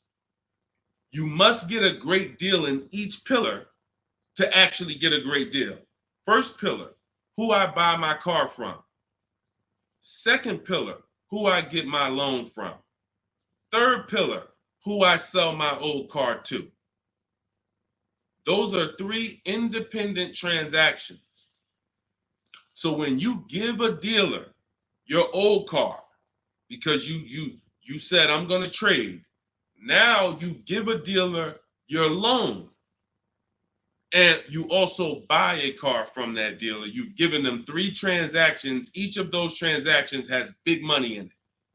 How do we know each one of those transactions have big money in it? Well, I spent 14 years in the car business, 5 years Mercedes, 5 years General Motors. That's how I know. But how you can know is to look at the fact that there are companies that only want to lend you money to buy cars, and they want to fight for your business. There's banks and credit unions out there. They don't sell cars. They sell money. They sell money. They want to compete. Please give us a chance to earn your business. You're going to start doing that. There's companies out there, Driveway, Carvana, Kelly's Blue Book Instant Cash Offer, AutoNation, CarMax, Car Gurus, 6 offers. There's companies that buy cars. They pay cash. This isn't Facebook Marketplace. The only way we used to get more money for our old cars than we could get from a dealer is we had to sell it privately. Y'all remember that? Remember that? If you wanted to make 2,000 or 3,000 extra than the dealer was going to give you, you had to sell your car privately. These 6 companies that I just named are going to pay you more than any dealer is going to pay you to trade. So what you got to understand, academic weapon, and people like you who are asking these questions, you got to understand that there's 3 parts to a car transaction. The ones I just broke down, that's if you have a trade. But now, how do you make sure that you get a great deal in each one of the pillars? It's simple. Bids. It's simple. Bids. All you have to do is embrace that. As long as I get bids, it's impossible for me to overpay. This is great for the people who's not a good negotiator. Let's be honest here. If you're not a good negotiator, type not me. You're just not good at it, or you just don't like it. Just type not me. Or me. It doesn't matter. Just something to tap in. Be honest. I see you, academic. Okay. Anyone who's just not, and here's what I know, because I'm taught this in sales. Only 15% of the population is. Only 15% of the population is comfortable with conflict. Hey, Terry, thanks for being honest. This is how we're going to win, being honest. So when you look and say, well, if I'm not a good negotiator, how do I get below market prices? It comes back to bid. So everything I'm teaching you is based on a bidding system. What you should be doing, Angie, is I'm gonna teach you something I call the bank bidding war. This is in my new book. So when you get your copy of the book, you'll see the entire bank bidding war blueprint. I tell you how to do this step by step. The credit bureaus, dealers don't want you to know this, so pay attention. Everyone hit the share button. Shout out to the sharers. I need everyone who shares to hit the share button. If you're on YouTube, hit the like button. Hit the like button, because we're about to drop something on you that I know you've never heard. Pretty much everything you're going to hear you've never heard. But let's go deep on this bank bidding war. The credit bureaus allow you to have multiple lenders access your credit within a certain period of time. And as long as you let them all access it in that period of time, it's going to have the same effect on your credit score as one hard inquiry. So if one hard inquiry on your credit would have lowered your score 9 points, you can have 20 and it'll lower your score the same 9 points. So obviously, if we could have one and we're going to take a 9-point hit, or we could have 20, what's better? With one person competing for our business or 20? So you cannot go into the dealers to do this. You can't say, well, I heard Deshone said I could go to this dealer and let them run my credit, and then the next day I could go to this dealer and let them run my credit. That's not how it works. You cannot do that. What you will do is you will make your deal for your car. First thing you're going to do, Angie, in the bank bidding war process is let's see, are there any special interest rates in the market? That's always step one. The bank bidding war is 3 rounds. Step one is, are there any special interest rates for the car I'm looking at? Are they running 0%? Are they running 1.9%? Anything that I know a bank or credit union can't beat at all. It's a subvented rate. It's like a rebate on a finance. It's the company saying we want to move a lot of these cars. Let's give the people low interest, no interest. Now, once I check that off, there's no special rates. Now we're moving to the next step, which is shopping for our car. Now, I have a tool in my book called the Perfect Budget Exercise. I created a calculator to do this because most of what you need to do when it comes to getting pre-approved is for budgeting. No different than buying a house. They tell you, hey, you're pre-approved for $400,000 at this interest rate and for a 30-year mortgage. Why do they do that? So you can budget. So the only purpose of a pre-approval is to budget. So the problem with these pre-approvals now is they're doing something where they're trying to get over on you. And they just see anytime the public starts to move in a certain way, here comes the scammers, here comes the wolves. Once the public started talking about pre-approvals, every bit of the conversation went there, but they don't want you to get pre-approved and shop competition. They want you to get pre-approved and locked into them. That is what you want to avoid. Anytime you see anyone trying to lock you into them, one dealer, lock me in. Hey, one dealer sent me this letter. Come get this car from us only. Lock me into them. Hey, you're pre-approved from this bank. Lock me into them. That's how you overpay. Because they don't want you shopping competition to find out that that offer from them is not the best offer. I don't care how good it sounds. It's not the best offer until we've seen 2 or 3 and 4 or 5 other offers. Then we realize, oh, that wasn't a good offer. So when they're doing these restricted pre-approvals, where first of all, they want to ding your credit with a hard pull. We don't like that. Second of all, they want to give you, they don't give you a rate, an interest, they give you a term, but there's an expiration date on it. Who's seen that? Who's seen that? Your pre-approval is only good for 30 days. Now, you done already hit my credit with a hard pull.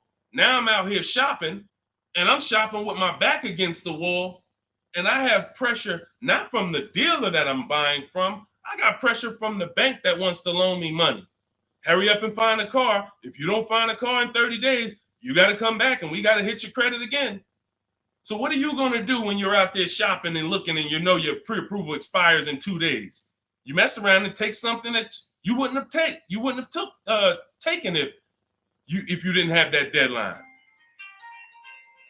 So this is not what you want to do. This is not what you want to do. Hold on one second. Hold on. And I asked the people before when we did another stream, I said, hey, do you guys want me to do these quick skim over answers so we could get 20 questions answered in an hour, or do y'all want me to go deep on these subjects? And everybody said go deep on it. We like that. So that's the consensus. We don't do fluff answers here. This is car buying. This isn't, buying a pair of shoes. We go deep on answers. So we stay away from these because those were the games. These are the games these lenders are playing now. They don't want us shopping them. They don't want us shopping their competition. They're making a ton of money on interest, charging 7, 8, 9% interest, 10% interest to people who aren't shopping their competitors. We don't do that. What we're doing is we are going to, once we see that there's no special interest rate, we move into shopping for our vehicle. Now we're getting bids. Once we find the best offer on our vehicle, new car, used car, we lock it up with a deposit. We never take on the spot delivery. Type a $sign if you understand. Type a $sign if you've ever taken on the spot delivery from a car. You went in, signed the paperwork same day, took it home. Type a $sign if you've done that. We don't want to do that anymore. I'm going to tell you why. On a finance, you don't have an opportunity to shop rates. You got to shop rates. From now on, you will be shopping rates. You're going to have 5, 10, 15 lenders compete to see who's going to give me the best rate. Because if I pay 7% on a $30,000 loan, but I could have got 5.29%. That's probably $1,500. That's probably, and we never go back and refinance. We just end up with a higher rate than we could have gotten. We wonder, we hope, hey, dang, I wonder if I got the best rate. This is what's going to eliminate that. So you're going to put the deposit down. Hey, I'll call you tomorrow. I'm going to go shop my lenders. And here's what we do that no one is teaching. We always let the dealer see if they can beat the rate. We do not only strictly go with our lenders. We don't have enough lenders to do that. If we had 20, 30, 40, 50 lenders that we were shopping, we got like, I show you how to reach out to about 5 in my book, but the dealer might have another 12, 13, 15. So we want all of these people competing. That way we guarantee we got the best rate. So what I want you doing, Angie, is I want you to not focus on one dealer's offer, one Nissan offer. No, that means nothing. You want to learn to separate your transactions. We've talked about the 3 pillars. You're going to bid each one out. And the best part about bidding is you can do it all online. You can do it all from home. 90% of what I'm telling you, 90% of how we buy cars and the people you're going to see, I'll introduce you to over the next hour. You see a lot of people who learn from me. It's from home. That's why my entire process is called Cars from Home. The book is called Cars from Home. It's a digital book. It'll be in your inbox in 5 minutes, but you got to get there before the 30-minute timer goes down to get you 75% off. It's normally a $97 book, worth every penny. But for the next 30 minutes, if you haven't visited yet, you can get your copy for 75% off. Go to my TikTok bio, the Instagram bio. Don't miss it. You can come back to the broadcast. We'll be here. YouTube, we have a comment pin for you. On Facebook, you guys can see the link floating. Get your 75% off. That way you have all of this stuff step by step for the rest of your life. And when things update, I update the book. So that's another reason I love a digital book, because things happen, things change, new websites come out, boom, I go right in, boom, boom, update it. I don't charge you. Hey, you bought my book 18 months ago, but here's version 2. Send another $32 to, no, I want people to win. If you want to win, you're going to win with me. That's it. I'm not looking to nickel and dime people. That book should be $500, but at the end of the day, I want people to win. We want to make it accessible for everybody. Go ahead, Dolan, shoot the next one in. Skinner, good to see you, my man. Always checking in. Always good when I see you. What's going on? Let me get this book. Go ahead, Angie. Use it and win. Use it and win. All right. What's up, Yo? Good to see you. How can I get your people to help me out? I'm trying to purchase a vehicle in the next 2 weeks. We have a Shop with Deshone program. It's been out. I shop with people all around the country. So I always say, get in where you fit in. Some people are do-it-yourself people. Anyone who's a do-it-yourself person, we have the master blueprint. It's step-by-step. There's different paths. So you're not reading a book on leasing, buying new cars, used cars, high mileage driving strategy. You're not reading all of that and then trying to see what I do. There's paths. I basically have it like the warp zone. If y'all ever played Mario, if you're on a lease path, I have links in the book to keep you on the lease path. You're not reading used car stuff if you're leasing. It's going to confuse you. So, but that's do it yourself. That's the blueprint. Some people are like, okay, I want to do it with you, Deshone. Can we work together? How can? Yeah, we have that too. And we have to. So I put the information out. There's no excuse. There's no excuse for you 2 years from now being on my live and saying, hey, I'm still trying to figure out the car buying process. There's no excuse. You got a 14-year veteran here who nobody in the industry can control me because I don't work for a dealership. So I tell you everything that I do to buy cars below market value, lease cars below market value. All the people that you see, you guys know, if you've been on any of my streams, you know we share 10, 15 people an episode sometimes who are reporting their deals. So at the end of the day, you get in where you fit in. Get in where you fit in, but find a place to get in. I don't care if you watch all my free videos on social media. Now, once you get my book or you work with me, you can stop watching those videos. There's no point in you watching my videos warning people when you're inside with me and you got my blueprints. So it's just about getting where you fit in. That's all. Go ahead, Dolan. All that information was Shop with Deshone. That's all in my bio. That's all in, any of my bios too. So what are the 6 companies to sell your car to? Great question. Make notes. CarMax, Driveway, Carvana, Kelly's Blue Book Instant Cash Offer. Do not use the Kelly Blue Book algorithm site where you just put your year, make, model in, boom. Your vehicle's worth $18,000. Do not use that. That is worthless. The only thing that matters is cash offers. That's all that matters. These are people who literally, they either send an inspector to see the car, or you go to a local spot, have the car inspected, they go and they cut you a check. Like it's like that. They don't negotiate. Sometimes Kelly Blue Book will patch you into a dealer and they'll say, hey, I might be able to pay more if I see it. We don't usually fall for that. We want strictly, hey, there's no used car manager in this world in this country who can't put a number on a car sight unseen. Like literally seeing it, that car is worth about this. That's what they do all day long. Look at cars in auction, make offers, make offers, make offers. So all of this stuff can be done online. And these are the people who pay more than, see, you're not going to, once you use this process, you're getting bids. Remember that. So if you're like, hey, I'm looking for a 2019 Honda Accord, I'm going to show you how to see the entire market. Because the problem is, there's another guy at the gym, because people know me locally, a couple people know what I do, and they'll come up to me, hey, I'm looking at this car. I'm like, look, I don't do this. I don't do this. I don't care how close you are to me. Like, I don't do this anymore. But, you get the same information. We've laid out the path. But he showed me, I just saw this car, though. I was looking at it. I said, there's probably 50 of those cars within 100 miles. There's definitely 50 within 300 miles. So the whole idea, remember, you have to know the goal of the person trying to sell you something. It's to lock you in to them. They want you to think this is the only one. This is the only offer. No, there's cars are cookie cutter. If y'all ever see these new cars come off the truck, you'll understand. Oh, they sent 4 of those black ones. There's 4. These cars are cookie cutter. And all of these dealerships are competing.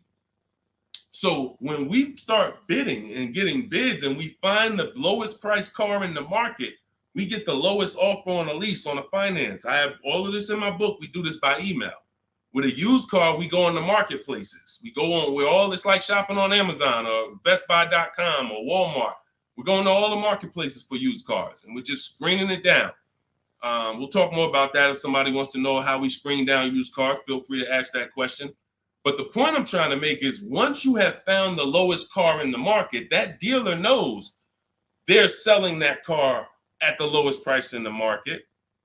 So they cannot turn around and beat all of these other offers that Carvana and CarMax and all of these companies made to buy your car. They'll be out of business. You can't be the highest price. You can't pay the highest price to buy people's cars and then pay the lowest and then sell your car for the lowest price. You're just not going to make any money. So what we do is we find the person who wants to buy our car for the highest price. That's step 2 in my books, the equity assessment process. Those 6 companies that I named. We do this with leases too. We sell leases too. I've been talking about this for 3 years, and I know there's still people who like, Deshone, I didn't know you could sell a lease. If you didn't know, type a question mark. If you didn't know you could actually sell a lease and pocket cash if you have equity, type a question mark. So once we do the equity assessment, we've seen this is the company that's going to pay me the most for my old car. Now we're shopping for our new car. This is the company that's going to sell me the new car for the lowest price. 2 pillars. 2 pillars. You see what I'm saying? That's 2 pillars of our car deal. Guaranteed we paid, got the most for our car. Perfect, check. Got the least car, got the lowest car in the market based on bids, based on multiple offers. This is how it's done. And this stuff takes an app. Like, when you guys get good at this, you'll be able to do this in 90 minutes to 2 hours. 90 minutes to 2 hours. I can get any car I want below market value. I'm going to pay less than everyone else. It won't take me more than 90 minutes. You'll get there. In the beginning, 2.5 hours it's going to take you to go through. You're going to be fumbling. You're going to be overthinking. And once you just get to trust in the process, you'll see, okay, this is a 90-minute process. Now, I don't want you rushing your shopping. It's a big point before we go to the next question. Too many of you are rushing your shopping. That's why you're ending up with cars you don't like in 3 months. We don't rush that. We don't let anyone rush us into making a decision on the car we want. Step 4 in my book, in my process, I call it shopping, not buying. You're going to enjoy shopping the way we shop because no one pressures us. We don't let them. We enjoy our shopping process. We're only there to test drive. We take our time to decide what we want. Now, once we decide what we want, it ain't taking us no more than 90 minutes to get it. But the deciding of some of you might spend 3 months deciding what you want, and that's okay. Visiting dealerships, driving multiple cars, perfectly fine. But we don't, the problem is when you turn shopping into buying. That's the problem. You tell your kids, hey, kids, we're going to go out. We're going to look at cars this weekend. Yes, oh, God, Daddy, we're getting a new car. Mom, yes, great. All right, we're going to go look. First, we're going to go to Toyota. Then we're going to go to Honda. Then we're going to see the Chevy. If we had time, we'll test drive a Nissan. And it's going to be a good day. All right, perfect. You come out there, you drive the first car. Next thing you know, Daddy's sitting down, Mommy's sitting down talking to the salesman. That's where this is where you ruined your shopping. You ruined your shopping.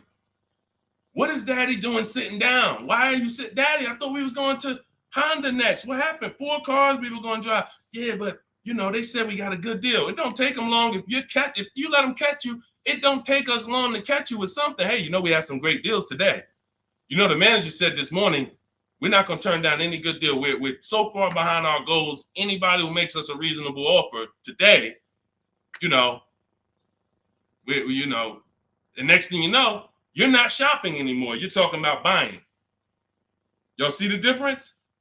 Type locked in if that makes sense. That's why we had a specific step in our process. It's step 4. It's called shopping, not buying. Shopping is deciding what you want. Buying is coming home, getting multiple offers on what you want. And we don't mix those two. This is how you enjoy the process. This is how you wake up in 6 months and you still love the car because you took enough time to make your decision and you didn't let anyone rush you. We're not gonna let anyone rush you if you're doing this my way. Go ahead, Dolan. Roll the next one. But yeah, get those 6 companies. Get your equity assessment done. What's up, Terrell? Good to see you. Deshone, I sent out the initial contact template to the dealerships, and a lot of them are trying to get me to come in. That's why we have scripts. Listen, here's what I say to people that I work with. Whether it's most of the time this is people I'm working with in my coaching program but here's what I say. I tell you up front, 80% of dealers are overpriced. 80% of dealers are here to make the process difficult because the more difficult they make the process, the more money they make. It's very simple. When you get my book, I have email scripts that reply to everything. For example, Terrell, when you open up the script for the initial replies, you'll see when they say, hey, when can you come in? We copy and paste. Actually, I'm going to be doing my entire process online. Do you have a car that I'm interested in? Do you have a match? Every script ends with a question. Whenever you are emailing a dealer, it should always end with a question. Somebody said, how much is the book? It's normally $97. If you go to my TikTok bio before the actual 30-minute timer gets to 0, you can get it for 75% off. So it'll be $24. So everyone who's visited that site already, if that timer started, it's going. So once it gets to 0, the price is $97. That's just our welcome offer for our new people. And you have a link in the YouTube comments as well as Facebook floating. You guys can see it. Instagram bio. Go activate your 75% off. It'll be in your inbox in a minute. But that's the whole thing. So let me read the rest of your question to see if it was something different. And a lot of them are trying to get me to come in and talk to them and test drive. What to do next? Resend another template. Well, there you go. No, you don't resend another template. We actually use the scripts. See, the reason why I know everything they're going to say is because those are templates too. When you guys get these emails, who gets the emails from dealerships? Hey, Jane, we love your 2016 Kia Sorento. We have a customer looking for that. My used car manager just said he needs that vehicle. Who's gotten that? Who's gotten those emails? Type me. Type me if you gotten it. Hey, I can get you out of good news. We looked at your 2021 Honda, and turns out we can get you in a new one for around the same price. When can you come in? Or when can we have a conversation? Right? Thank you, Dion Skinner. Okay, look, how do we know? How do I know you all are getting those? Because we sent them from the dealership. We sent them from the dealership. Listen, if you're not tagging your best friend into this broadcast, you're being a little selfish because your best friend's out there right now and they need a car and they about to go and overpay. So tag your best friend into this. Hit the share button and share with your best friend. This is what happens. Those are all templates. There's a software we would use, Mastermind, Momentum. What it does is it just searches the whole database and it sends out templates to these people. If we send out 1,000 emails, 100 are going to reply. It's going to lead to this many appointments. Those are all templates. That's not custom stuff. Those letters aren't, oh, they took the time to send me a letter. So it was easy for me to prepare the counter scripts because I know everything they're going to say. When can you come in? Can we have a phone call? You know, it'd be a lot easier. All the stuff is there. That's why there's 3 different sets of scripts in my book. And there's no other book that does this. Quite honestly, there's never been a book that I've seen that actually has links to videos, actually has links to documents with scripts that you copy and paste. That's what I said. When I tell you the book should be $500, it should be. And then it would be, I'm only going to sell it to the people who really, really value their money. And they would. And they'd be like, Deshone, this was an expensive book, but I tell you what, this book saved me more money than probably any book I ever bought. But again, that's not God's plan. God said, listen, make it affordable, son. The people who are going to get it, they don't have no excuse. They have no excuse now. If the book was $500, you could, man, I really would get the book, but I don't want to lose $500. Book's $24 if you get there before the timer. So the point is, Terrell, use the scripts, follow the process, realize it's a new process for you, but everything's accounted for. Everything in the process is accounted for. Just use your scripts. Everything they say, copy and paste, and keep the conversation moving on your terms. And don't try to turn an 80% dealer to a 20% dealer. They're not going to be that. They're doing what they're supposed to do. Let them eliminate themselves. Usually, if a dealer's going to make it hard, there's a reason. God, we use a strategy for leases and new cars called the 25 to 5. We connect with 25 dealers online in 20 minutes. Then we send this initial contact template that Terrell sent. That's going to give us 25 dealers' inventories we're shopping from. So we never have to worry about, hey, you know, I don't really have that car, but maybe I could get it. You're shopping with one dealer, you're shopping from one inventory. Whatever they got, that's all we got. No, we're shopping from 25 dealers' inventory. So now out of the 25, we're looking to get 5 to 7 quotes, 5 to 7 offers. You're going to see they're going to be $150 a month to $200 a month apart, minimum. That's just how it is. And that's when you prove to yourself, holy crap, I see how different these dealers are. It's not close. It's not like, hey, I got 5 offers. This one was $605. This one was $590. This one was $580. This one was $570. Heck no. This one was $620. This one was $550. This one was $475. This one was $450. That's how far apart they are. The 80% make big money, big, huge commissions. Like, it ain't like, so the 20% are the people who we want to find and do business with. These are the people that compete. They want to beat their competition. We find them and we buy from them. Great question. Thank you, Terrell. Good to see you. Next question, Dolan. Oh, man, good question. And that's very common. Again, very common. It's a new process. All right, I said that's the same question. Same question, Dolan.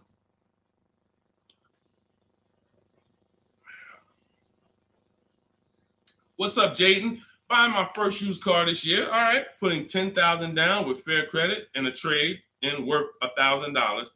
How do I maximize for the best car possible? First thing we want to decide is, should we be buying or leasing? This is very important. Now, I know many of you were taught on here, never lease a car. That advice is costing you thousands and thousands of dollars. And we'll go deep on that because I can't make a statement like that without going deep on this. But let me ask you, Jaden, do you have good credit, fair credit, not so good? You know, nobody knows you, so it's not like, but I need to know this to properly answer the question, because some people, they want to put a lot of cash into the transaction because they don't really have any credit. Let me know. I'm looking for your comment. Listen, you got to stay close to your keyboard. All of you who are asking questions, I want you to stay close to the keyboard. Dolan's pulling the questions in, and I want you to stay close, because I might ask you a follow-up question that I need to actually, be able to answer it. So let me just assume. All right, let's just assume you have fair credit. Hang on one second. Let's assume you have fair credit. All right. Hang on. Okay. So let me tell you an outcome that's very common. And you could decide, this is all of you who have a child who's going to be getting a car, or you're going to be getting your first car. Like, listen up to this. We go wrong buying people their first car a lot of times, because typically when you buy a car, what's happening is you have to pay for the whole car. Some of you know every $5,000 on a car loan is about $100 per month. So when you look at and lock that into your head, every $5,000 is about $100 per month. So when you see a $5,000 car, $10,000 car, you should think $200 a month. When you see $15,000, you should think $300 a month. These are safe parameters for you to make sure you're not overcharged. You have to be able to understand a $50,000 car isn't going to be $500 a month to buy. It's going to start out around $1,000. So we need to know these things, because you can manipulate loans to make payments lower, and that's how you end up in a 9-year loan, because you went in saying, hey, could you get that car to 700? That car's nowhere near 700 with a good loan. 5 years, 6 years is the longest we go. I have a rule in my book called the Rule of 72 and the 10th birthday. 72 months is the max loan we take, and the car should be paid off by its 10th birthday to avoid problems. So by the time a car turns 11, car should be paid off, so that way you could actually put money to the side for maintenance. These are all boundaries that we haven't had, that if you follow them, you're going to have a lot better experiences. So if you don't have the credit to lease, then I would say, okay, get yourself an inexpensive car, try to get a small loan. You know what? The first question is, how many years are you going to keep the next car? That's the first question. That is the first question. When you open up my book, the first question, if you and I were talking on the phone, Jaden, the first question I would ask you before credit, before anything, Jaden, how many years are you going to keep the car? Now, if you say to me, Deshone, I'm definitely keeping the car 9-10 years. I don't need a car every couple years at all. I'll keep a car a decade. Perfect. Forget about leasing. In my book, first step is, how many years are you keeping the next car? I want y'all to answer that. Everyone who's shopping, everyone who will be shopping, you're shopping now, or you're going to be shopping soon in the next 6 months, a year. I want you to answer the question. How many years are you keeping the next car? Guaranteed. Guaranteed. Because everything else comes after that. When you're going to keep it 8-9 years, I'm going to show you the steps you need to make sure you get a car that will last 8-9 years. Plenty of people say, oh, I wanted to keep the car a long time, but you didn't take the steps to make sure you got a car that would last that long. So everything comes from this question first. How many years are you keeping the next car? So now, Jaden, let's say you say to me 8-9 years. Perfect. So now what we're going to do, we're going to the purchase path. Not thinking about leasing. New car, used car, based on budget. Based on budget. Now you said you have a trade-in worth $1,000. I'm guessing it's an older car, so you can still put it through the equity assessment. But if you're saying it's worth $1,000, who told you that? See what I'm saying? See, the highest offer for your car is what it's worth. I want y'all to get into the habit of getting offers so that you know exactly what your car is worth, not letting one person tell you what your car is worth. So now let's just say, for example, your car is worth $1,000. Now we're looking at, well, do we get a new car or pre-owned car? And if we get a pre-owned car, here's how we determine new car versus pre-owned car. Budget is one. Now let's say you could afford both. I could afford a new, I could afford a new pre-owned. Which one? Well, it's based on values. Some people, you only get a new car every 10 years. You're like, hey, I want to get me a new car. Because at the end of the day, over a 10-year period, the amount you pay for the new car, you'll get some of it back on the back end. And some people are like, I want to get a new car every decade. I want to treat myself. I could afford both. Some people are like, hey, I can afford both, but I'd rather knock 30% off. I don't need the latest one. I'd rather knock 30, 40% off what the price would be. It's just different values. There's no right or wrong there. In my book, I teach you both of those things. When you get to that step, that's how I help you make a decision. So sounds like, I would need more information. That's why I'm asking you, because I don't teach a one size fits all thing. I teach based on where you're at, here are your options. Pick one. Now, when it comes to buying versus leasing, oh yeah, one size fits all. Anybody on here who is not keeping their cars 8 years and you're buying them, you're losing thousands of dollars. You're just losing thousands of dollars. You can't compare. Like, look at somebody like Safrina. I use Safrina's deal. Oh, that's Teddy. Look at Teddy. That's a luxury car. Let's take a luxury car. Teddy got a $73,000 BMW. $73,000 BMW.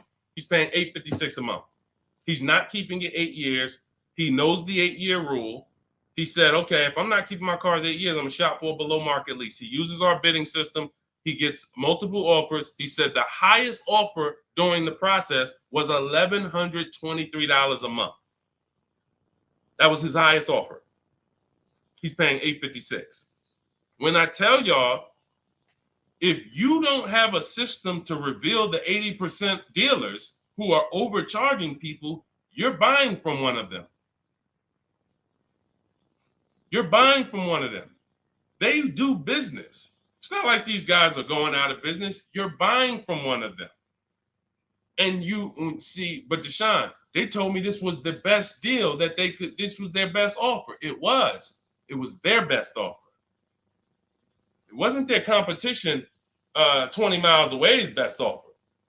It wasn't that small dealer that's 45 minutes away that doesn't get the traffic that this city dealer gets, that once they see your information and they say, wait, hold on, we don't get the opportunities they get where they could just charge people and then they keep coming back.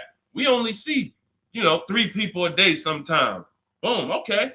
Listen, we're gonna beat their we're gonna beat them, and we're gonna have our license plate in their market. This is what you can't see that when you're in a dealership trying to make a deal, negotiate with them.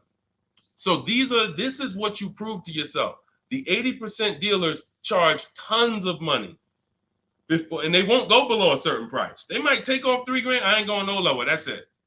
You don't want the car? Next. See you later. Listen, sorry, I'm not selling a car for less than that. They have a minimum threshold, a maximum amount. We ain't taking less than this for our car. Their competition, they'll go 3,000 less than that. Got to get them. So now let's go back to the leasing versus buying scene.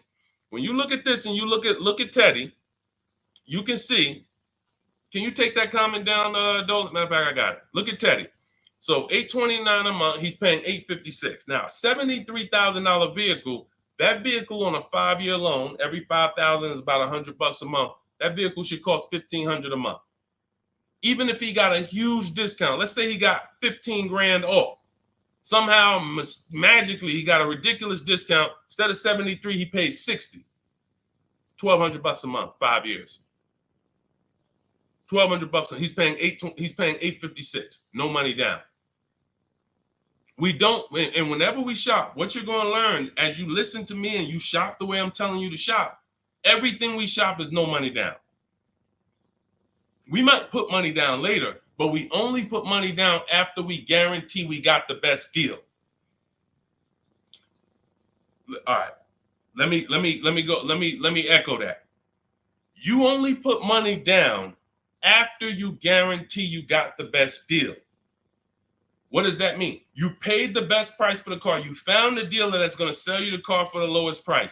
You found the bank that's going to get you the lowest money. You did this from home using online tools. If you're doing it manually, you call around.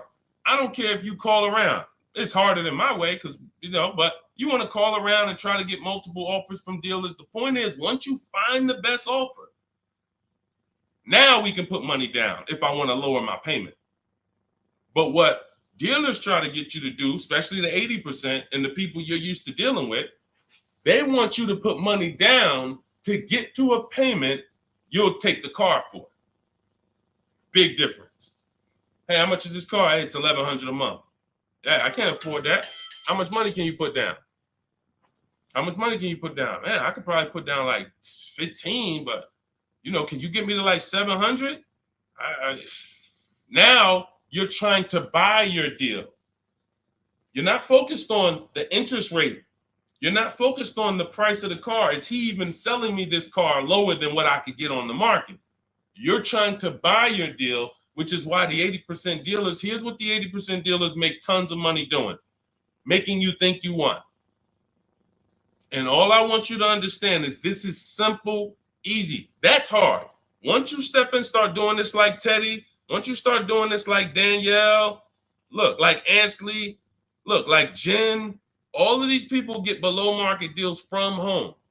Once you start doing it like this, you'll realize this is the easy way.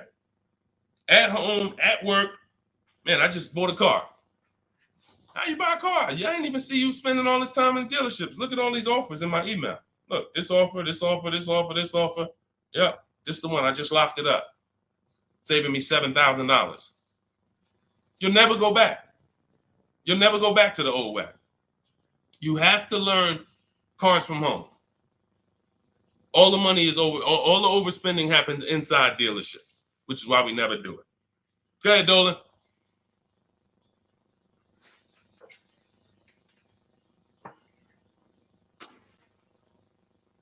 Let's go, Dolan. Keep them queued up, bro. Let's go. To Cali, good to see you. Should you put a down payment on a car? Well, that's just what we were just talking about. What we were just talking about was, all right, let's talk down payments on leases. First of all, you got to realize something about a lease. Whenever you put a down payment down, if the vehicle's stolen and they don't find it, or if it's totaled, you don't get the money back.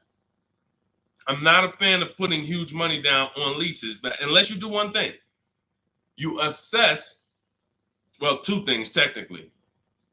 There's only two ways to lose your down payment. Car's stolen and they don't find it, or it gets totaled. So here's what you ask yourself. How many cars have you had stolen in your life? Some of you are going to be like, man, I 3. I wouldn't be putting down payments on leases. Some of you like, Deshone, I never had a car stolen. Thank God. All right. You can check. You can check. Now, second question. The vehicle you're buying, what's the chances if you get into an accident, it can get totaled? You're buying a huge Jeep. You're buying a huge S-Class Mercedes. You're buying something that's very hard to total. You're good. You're good. You're buying a Honda Civic, putting $5,000 down on it. It's not a good. You're taking big risks. Big risk. So that's how we assess leasing. But here's the thing. This is how we shop for our leases. This is all in my digital book. We shop for our leases with only first month's payment down. That's really no down payment because when you lease, you give them your first payment, then you drive off. And when so that's how you do it. So first month's payment out of pocket, 12,000 miles per year. And we put taxes and fees in the payment. That's it. That's it. We get all our offers that way. The dealer's going to give you the offer based on how you told them to give it to you. If you told them, hey, just work me a lease out, They're gonna work you out a random lease, $3 grand down, boom. When you see these commercials, these are not deals. Listen, you cannot never judge. I told y'all at the beginning of the stream, it's 3 prices you can pay for every car: market value, above market value, below market value. Those are the 3 prices. Below market price is the people who got skills. That's the stuff we're talking about here. Below market comes from bidding. When you look at these offers, look at these commercials. Look at. Let me show you a deal. Look, Ansley just got a 2024 Infiniti QX Lux. MSRP is $58,000, $58,490 to be exact.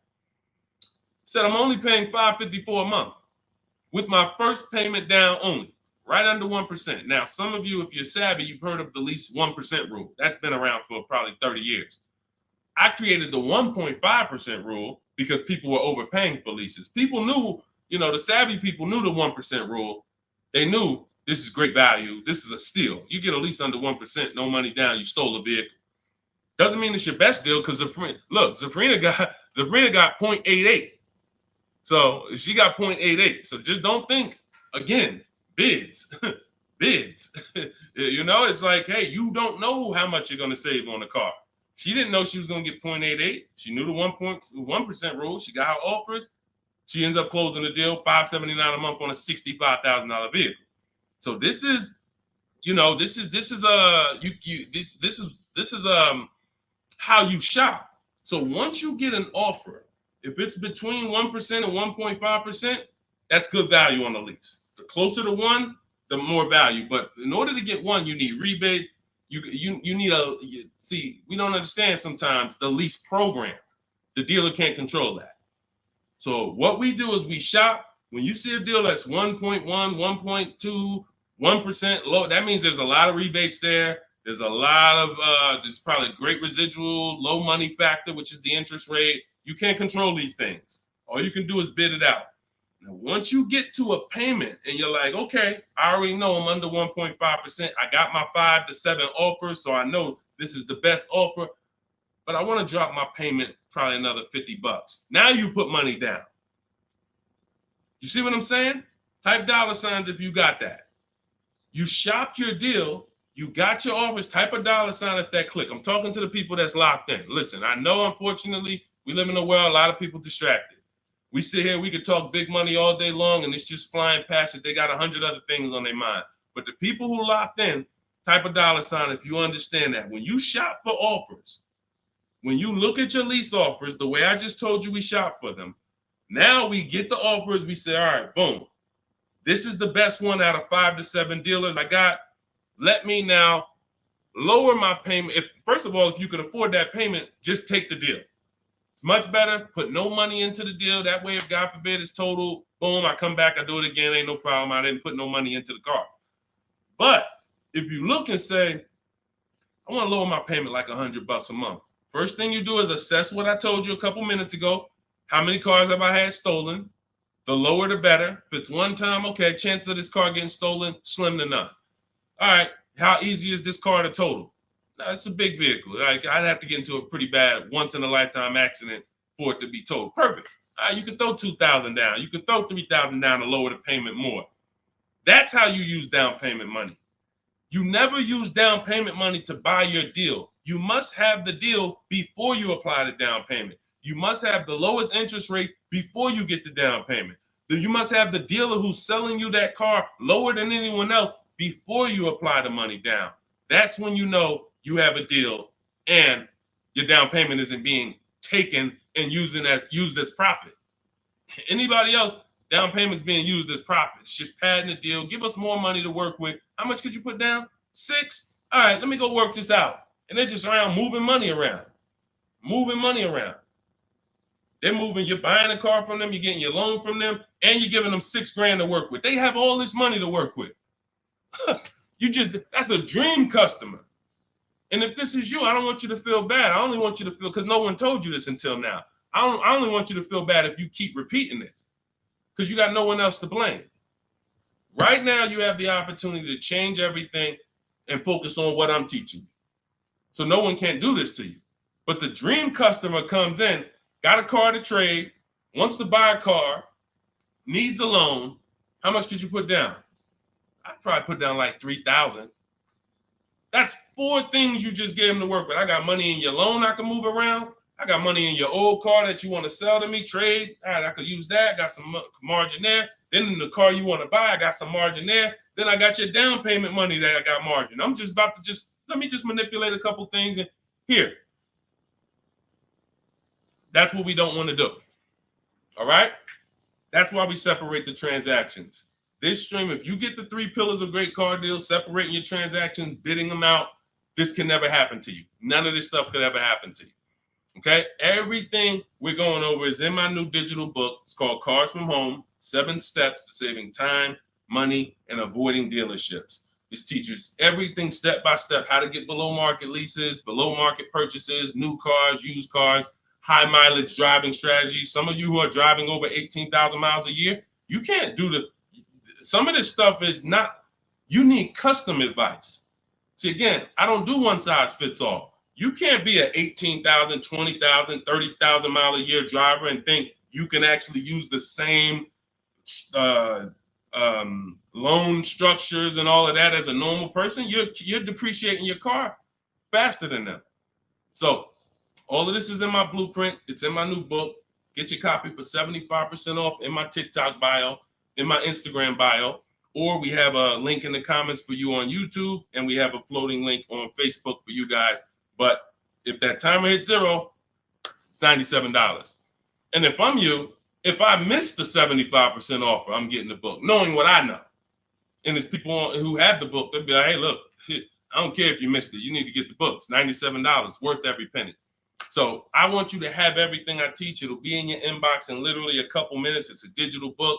And as soon as you get it, you're going to see a thank you page, and it says screenshot this page. Very important, because on that page is the link to open the book. Then I email you a copy. Also on that page is the link to my support team, just in case you type your email wrong. Our system is great. We send out lots of books. It works every time. But if you mistyped your email, then you're not going to see the book. So make sure you have my support team's email. So if you don't see that book in 5-10 minutes, email my team, hey, and they'll get you the book right away. All right. Thank you, Skinner. Yeah, nobody ever broke it down like that. I'm glad. That's what I'm here for. That's what I'm here for. I only want to pay first month's payment, and that's it out of pocket. That's 90% of our people, Skinner. 90% of our people. Hold on, I'm gonna get to Hideout PA. You got the next question. Hold on. But look, 90% of our people, look, India, look, $365 a month, no money down. That's first payment only. Look, Melissa, look, got her hybrid Honda Pilot 2025, $597 a month. She made $12,000 on her equity assessment, sold her car. So $597, I'm trying to see an MSRP, almost 50 grand. So it's a 1.2% lease. Look, nothing out of pocket, first month's payment. Look, Ansley. I gotta go get the rest. I didn't hit see more to get his detail. You see, Ansley got 2 cars. He just got another BMW. Hold on. Look. Milligan. Everybody, we pretty much, look, zero is signing. Melissa. This is what we do. There's nobody who's better at this than we are. Listen, if I had the time and we did one stream where we just sat here for an hour, I could show you 100+ people. Boom, boom, boom. Well, I just show a dozen because I'm not going to spend too many. Look, if you don't get it from 10 people, you're not going to get it from 100. You know, if 10 people just like you who are showing their deals, paying less than you, don't persuade you, 100 wouldn't. But the point is, everybody shops with no money down. Because when you shop with no money down from now on, you will see it's easier because you can't confuse me. You can't confuse me when I'm shopping with no money down. You got to be great at math, which I love math. So, I mean, I love math. But you have to be great at math to put 3, 4, 5,000 down and be able to see where the money's actually going. So the best thing to do is compare. I could get this car, no money down. I could lease this car, no money down. What's my payment? And then you'll be able to see it. Dealers can't manipulate you. So definitely, that's all we do is no money down shopping. Go ahead, Dolan. You can put that one up. You can put that question up. I want to get to that. Hideout PA. In a 2-year lease, 2024 Jeep Hybrid, 1,500 down, 499, 10K a month. Good deal. You have nothing to compare it to. You have nothing to compare it to. And this is what I don't like. Listen, I'm not the one who tells people you got a bad deal. The only time I would tell somebody they got a bad deal is if they broke the 1.5% rule. So if you take no money down and you divide your monthly payment into the MSRP, if you were over 1.5%, there's no value in leasing that vehicle. You're paying too much for a car you're giving back in a couple months. So, hold on. Sorry. Yeah. So, sorry. So, but when I look at your deal, the reason why I hate this is because you've already gotten the car and you're driving around and you don't even know you got a good deal. You're wondering if you got a good deal. That's very disempowering. It's a very disempowering position to be in. But had you gotten 4 other offers, you wouldn't have to ask me that. And what I want you to do is change that, because frankly, I would bet $1,000 that if I said to you, you think I can find that car for less than what you paid? Bet me some money. Would you bet me $1,000 that I can't find that exact same car you got for a lot less money? Would you take the bet? You'd probably be like, nah, I don't want to take that bet. I don't want that for you. I don't want that for you. I don't want that for any of you. Driving cars, and if God forbid you see Deshone the Auto Advisor one day and you're like, and I'm like, hey, yeah, you just got the car? Okay, great. If you don't feel like, hey, listen, I got 5 offers from these dealerships, and the one I picked, they were so much less than everyone else. See, I know you use what we're talking about. I know the people I run into that use what we talk about. They come up, the first thing they're doing is saying who made them the best offer. They're saying, hey, the dealer couldn't beat the rate I got from the credit union. I know you're using what we teach. They're like, yo, I had to go 150 miles to pick it up in the next state because they made me the best offer. I know you're using what we teach. That's when I know. When you come in and ask, hey, what you think about this deal? We have nothing to compare it to. So we look at something like, let's just take an average deal. Let's take an average deal. Let's take a big money savings. Let's always use Sean for an example. Because what you're trying to do when you're not getting bids the old way is you're actually feeling for the bottom and you're hoping. I hope this price that I paid was the bottom. Shout out to the people running the likes up on TikTok. Every time y'all hear something y'all like, just keep tapping the screen for like, spend 10 seconds just, man, you know what? This dude is going in over here. Just spend 10 seconds. Every time you hear something you like, tapping the screen. Shout out to y'all running the likes up. But when you look at, hey, look, I lost my train of thought. What was I talking about? I don't even know. That usually happens once I've been on for about an hour. That usually starts happening. Hideout PA just bought the book. Awesome. Listen, I'm answering your question right here. So, and look, next time, that's the thing. So again, I cannot tell you, oh, the MSRP was 49,000. Okay, so 49, 1,500 down. That's about a 1% lease. Solid. We don't know if you could have did better though, and that's the point. Again, Zafrina. Funny story about Zafrina, and she got this 0.88% lease, right? You're probably a little over 1% because you put about 1,500 down, so that $1,000 probably would have put you about maybe 1.1. Still great value, absolutely great value. great value. But Zafrina called me. She was shopping for a Jeep Grand Cherokee. She didn't call me, but we you know, she's in my program. Again, we have Shop with Deshone, Shop with, you know, blueprints. It's all up to you. However you like to learn, we provide it. So she was shopping for a Jeep Grand Cherokee, and the best offer she had was like 1.1. And it was solid. But she was coming out of a Jeep where she was under 1%. Her lease was up. She was under 1% on her old lease. And she said, the guy told me if I take the hybrid version, or the electric version, he can get me down to 1%. No, I think she was maybe 1.2 on a Jeep Grand Cherokee Limited at the time. She said if I take the hybrid version, he said I could do a 1%. He could get me to like 1%. I said, okay, if you're going to look at the hybrid, the electric version, that's an entirely different vehicle. The same dealers that you've been getting the offers from, run it past them now. That's a different lease program, different vehicle. Yeah, he might be able. Now look at this. Here's the big part. He was selling her the standard version lower than everybody else. But then he flipped her to the electric version because it had a better program. She ran the lease again, and another dealer sold that vehicle lower than everyone else. This is why this round robin system is so fun and empowering and revealing. You cannot trust any one dealer. We put them against each other, and that's how we win. So she ends up getting a 0.88% lease, $579 on this $66,000 Jeep. So that's the only thing.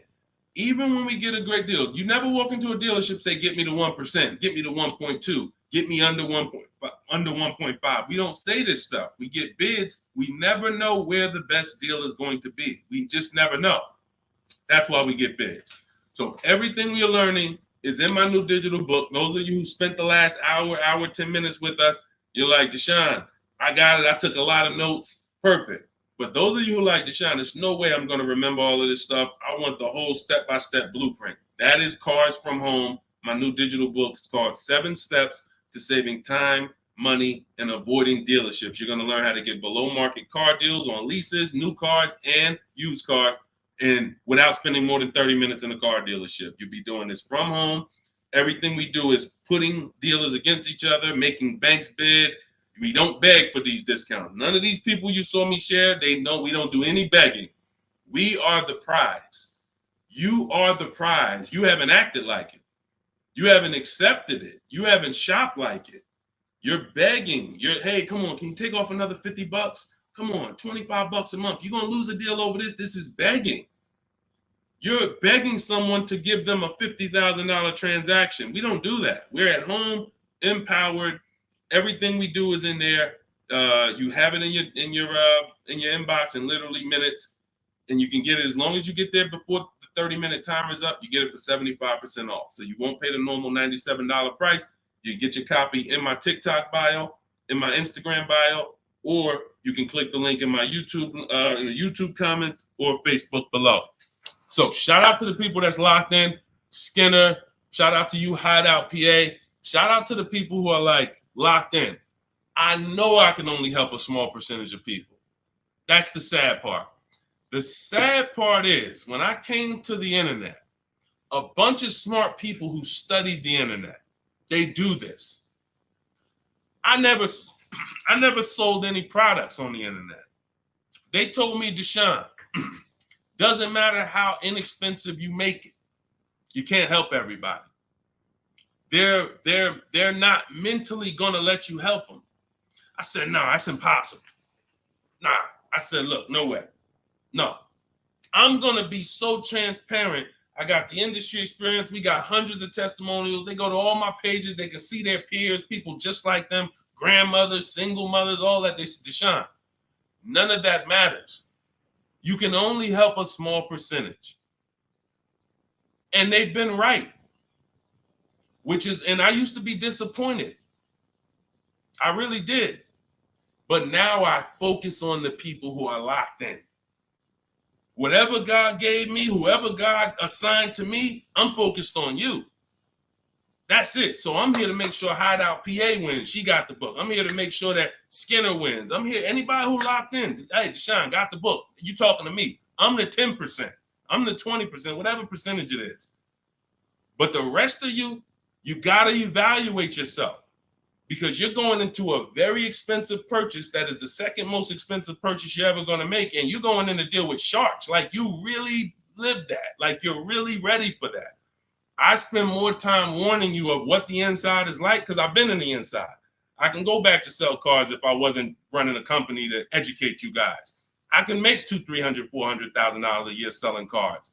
This is not hard for me, but I know what it's like. I know who sits next to me. I know it's people who, when you sit down next to them, your head's coming off and you're going to leave with a smile. It's an art. It's a science to making a customer leave with a smile. We got people who pay $200 more per month than they could have got, but they leave smiling.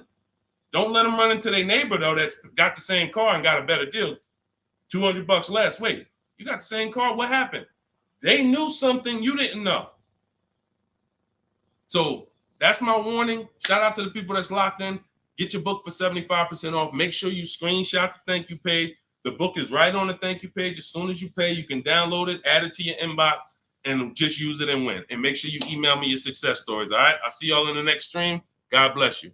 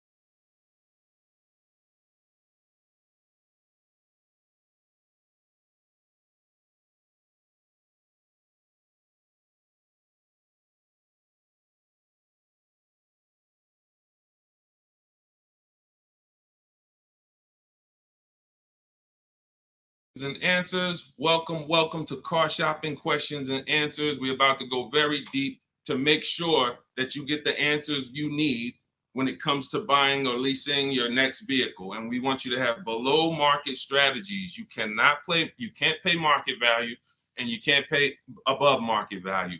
The goal when you are purchasing or leasing a car is to get a below market deal. That's the only deal. If you pay market value, you're paying what everyone else paid. It's not a deal.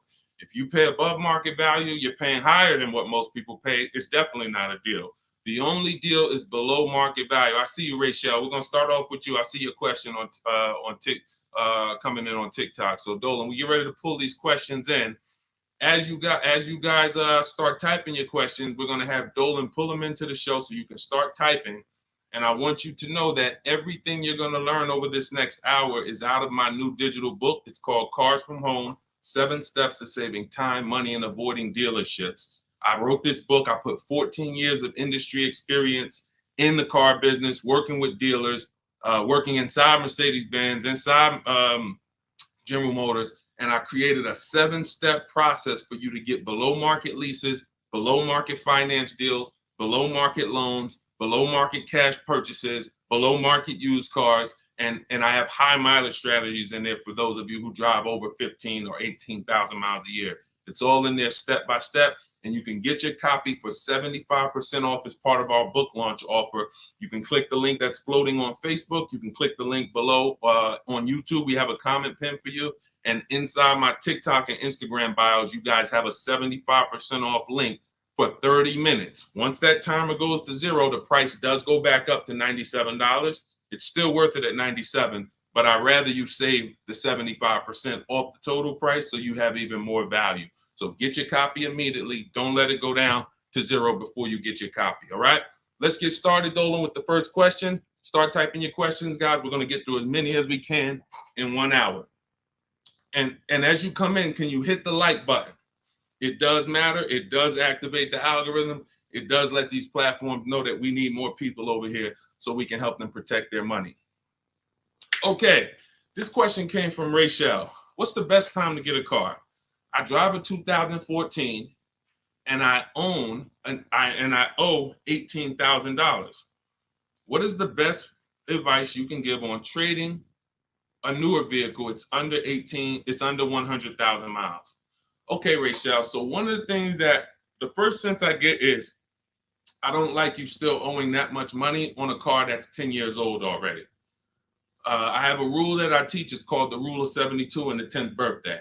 That means that you never want to take a loan longer than 72 months, but you also don't want a loan on a vehicle past its 10th birthday.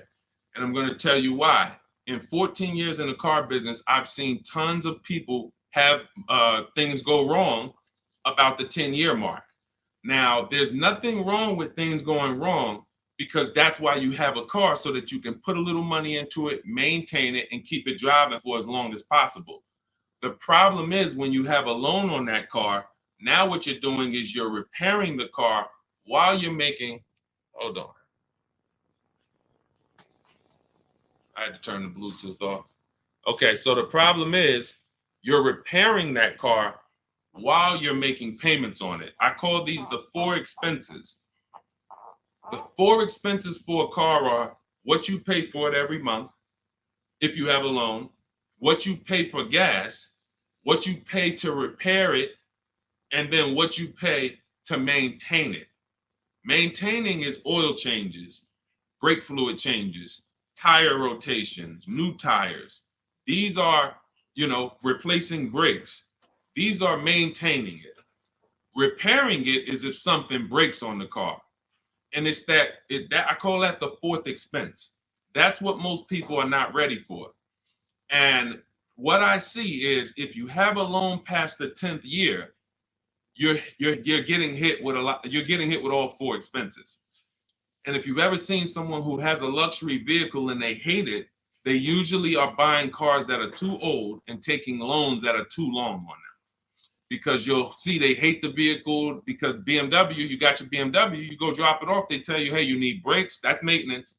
Then, hey, your navigation system or your electric system is messing up, that's $2,000. And then, you still had to put premium gas in the car, so you could leave out of there, it costs $5,000 in 1 month. And people be like, man, I hate this car. But the car is not the problem. The problem is you took a loan on a car that was too old, and you took a loan that was too long. That's why I created the rule of 72 and the 10th birthday. No loans longer than 72 months, and then your car needs to be paid off by the 10th birthday. Now, what happens if you look at the car you want and you can't afford that payment for 6 years? That means you can't afford that car. That doesn't mean stretch the loan out to 7 years or 8 years so that you can try to afford it. Right now, we could all go and we can look at a $700,000 house. Maybe most of us can't afford the mortgage on that, but if we stretch the mortgage out to 50 years, then maybe we can afford the mortgage on it. Doesn't mean it's a good financial decision. So if you're going to finance again, Rachel, I want you to keep that in mind. When you replace your current car, if you're going into another finance, which I don't recommend if you're not keeping this next car 8 years, because you're going to be in the same position again, you should be going into a below market lease. Then if you're keeping the car long term, then go to another finance and then make sure you're not buying too much car, taking out too many loans on it, and taking out too long of a loan. Use that as an affordability index. If I can't afford this car on a 6-year payment and I can't add up, here's how you do it. You look at the car, ask yourself, how old is it? If it's 6 years old, that means I got to take a 4-year loan. If it's 5 years old, that means I got to take a 5-year loan. It can't be greater than 10. You are taking way too much risk. And you're going to end up in this position where you're looking and you're like, how do I still have a car payment? Things starting to go wrong on this car. I'm nowhere close to paying it off. What did I do wrong? That's what you did wrong. Now, if you want to avoid this altogether and say, all right, what can I do in a different structure? You would be going into a lease. If you're shopping a below market lease, what that's going to do is make sure you can pay a low payment on a brand new car. It's always going to be under warranty, and you just keep doing that. You look like somebody who you're just used to having a car payment anyway. So you want to switch the way you make those car payments and start paying it into new cars versus these 10-year-old cars or 8-year-old cars that you're paying these payments into, and you're not getting much back in terms of return or quality or anything like that. So that's the first thing that I would concern myself with is, Rachel, how many years are you going to keep the next car? If it's 8 or more, then you purchase again. If it's less than 8, then Deshone, talk to me about a lease, because I'm not keeping this car at 8 years. I don't keep any car 8 years. All right? It's a great question. That's where we need to start out. Go ahead, Dolan. Shoot the next one up. Okay, this one is Love and okay, I don't want to even try to pronounce it, but you can see who you are. If I'm upside down, how can I trade or sell without having to pay the difference or getting a higher note? So now you're asking a question that, all right, so this person said, if I'm upside down, that means they owe more on the car than it's worth. How can they get out of that car and go into another car without paying the difference or having a higher note? So I'm going to give you the way it's possible, depending on your situation, and realizing that in my book, there is one person, there's two people actually, but really one main person who, it doesn't matter how good your credit is, you're not going home with a new car, because negative equity is, you have too much negative equity. So there are cases where doesn't matter. You come in with an 800 score. I call negative equity the bad credit for people with good credit, because it's the only time when I was in the dealership, people would walk in and they would say, you know, okay, we look at a car and then we look at their current situation and the maximum amount they can pay. And then we look and say, hey, look, the bank's not going to approve this. You can't roll over 10 grand of negative equity to that $30,000 car and do no money down. So there are circumstances where you've dug yourself too deep, and the only thing that's going to do it if you don't have money is time and paying down the vehicle. So let's talk about if you're not in that situation. First thing I'm doing is I'm going to CarMax. I'm going to driveway.com. These are websites. This is because you notice what she said. If I trade or sell, that's very important, because some of you've been on the stream, you know we don't sell. I mean, we don't trade. We always sell our cars to cash buyers. You know, that come, they write big checks, they pay more than dealers. So the first thing we're going to do is visit these cash buying websites: CarMax, Driveway, Carvana, KBB Instant Cash Offer, AutoNation, and Car Gurus. That's going to give you 6 independent offers. Now, once you get those 6 offers, that's going to tell you how much negative equity you have based on your payoff. You need to call your bank and ask them, how much is my payoff? That's the amount you owe. Don't look at your statement. Call your bank, make the phone call, and find out your payoff. Now, you look at what your payoff is, and you look at what your highest offer is. If your highest offer is the same as the payoff, you're break even. If your highest offer is 20, but your payoff is 15, that means you got 5,000 of equity. If your highest offer is 10 and your payoff is 15, you got 5,000 negative equity. So now the best thing to do is what I call pay the difference. Because when you pay the difference, now you can go into your next transaction and you can do a clean transaction. Clean transaction.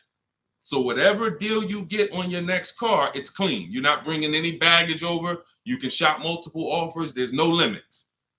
But if you can't pay the difference, now you have to do what we don't like doing, which is trade. And there's going to be a ton of people with negative equity, because a lot of people bought cars that were overpriced from 2020 to 2022. You know, we were trying to warn people to lease, to ride out the market, buy inexpensive pre-owned cars to ride out the market, or, you know, keep their current car and not shop if they didn't have to ride out the market. Some people didn't take that advice, and they went and they overpaid because they had no shopping strategy. And now they're going to be 15 grand negative equity trying to get another car. So if you can't transfer, you know, there's limits to what you can transfer.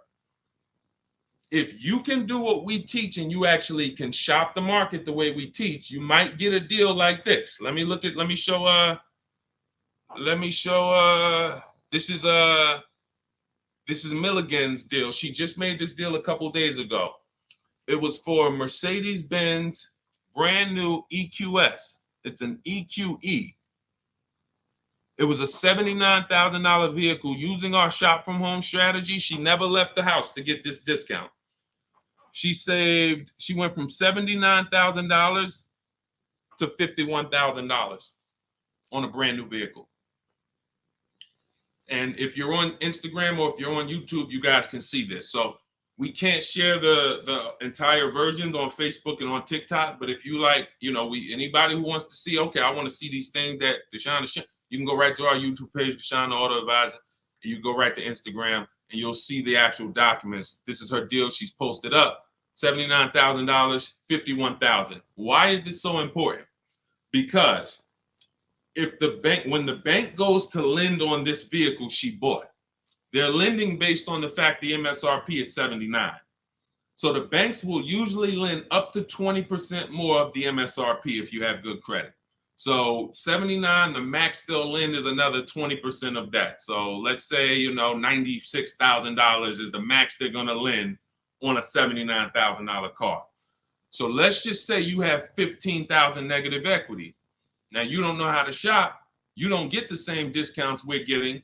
You don't have that same thing. You can't slap all of that negative equity on and your taxes and your fees because you're going to blow out the loan to value ratios. The bank's not going to approve it. But when you find a car that has specific rebate, and we don't know this, she didn't know she was going to save $25,000 off this vehicle. What is that? Almost $30,000 off this vehicle. She didn't know that. She just said, I like this vehicle. Deshone, I'm going to use these shopping strategies, same strategies you'll have in my book.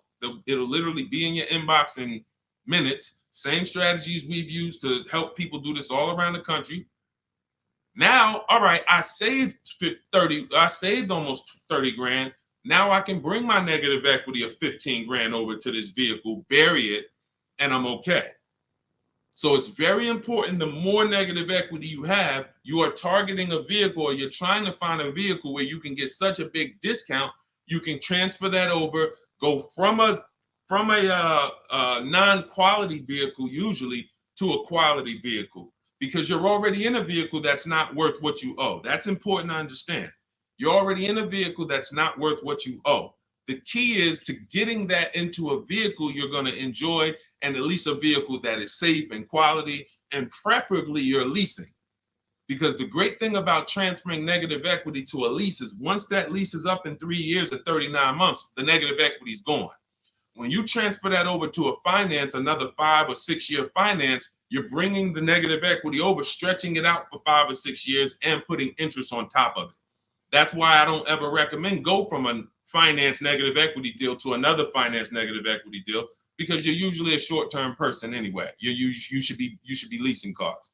So this is the strategies for getting out of negative equity. Now you can literally go into a dealer. See, watch this. That's a below market strategy for negative equity. What I just talked to you about is what the people who are actually financially wise do and think about. Now you could say, well, I'm just going to go into the dealer and say, hey, I want to get out of this car. Perfect. They'll transfer you out of that. They'll go in and say, all right, we got it. Here's your payment. We put you on a 4-year lease, or here's your payment. We got you in a 6-year, 7-year finance. But you'll never know the discount you're getting because you don't care. Your whole thing is, I don't really want to unlearn what I've been taught and programmed to do. But if you want to say, I want to make the best deal possible and I want to stop making these mistakes that's getting me into these bad deals, I've never had to come and deal with 5, 6 grand, 2 grand of negative equity. It's never happened to me. But there are people, you might be one of them, who every deal you make, it's a negative equity situation. It's a negative equity situation. That's because you haven't learned how to structure your deals correctly. And those are the things that I want you to unlearn so that you can have empowered car buying, be making deals you feel great about, posting your numbers just like Milligan did, and saying, hey, check out the deal I made. Not just check out the car I got, check out the deal that I made. Okay?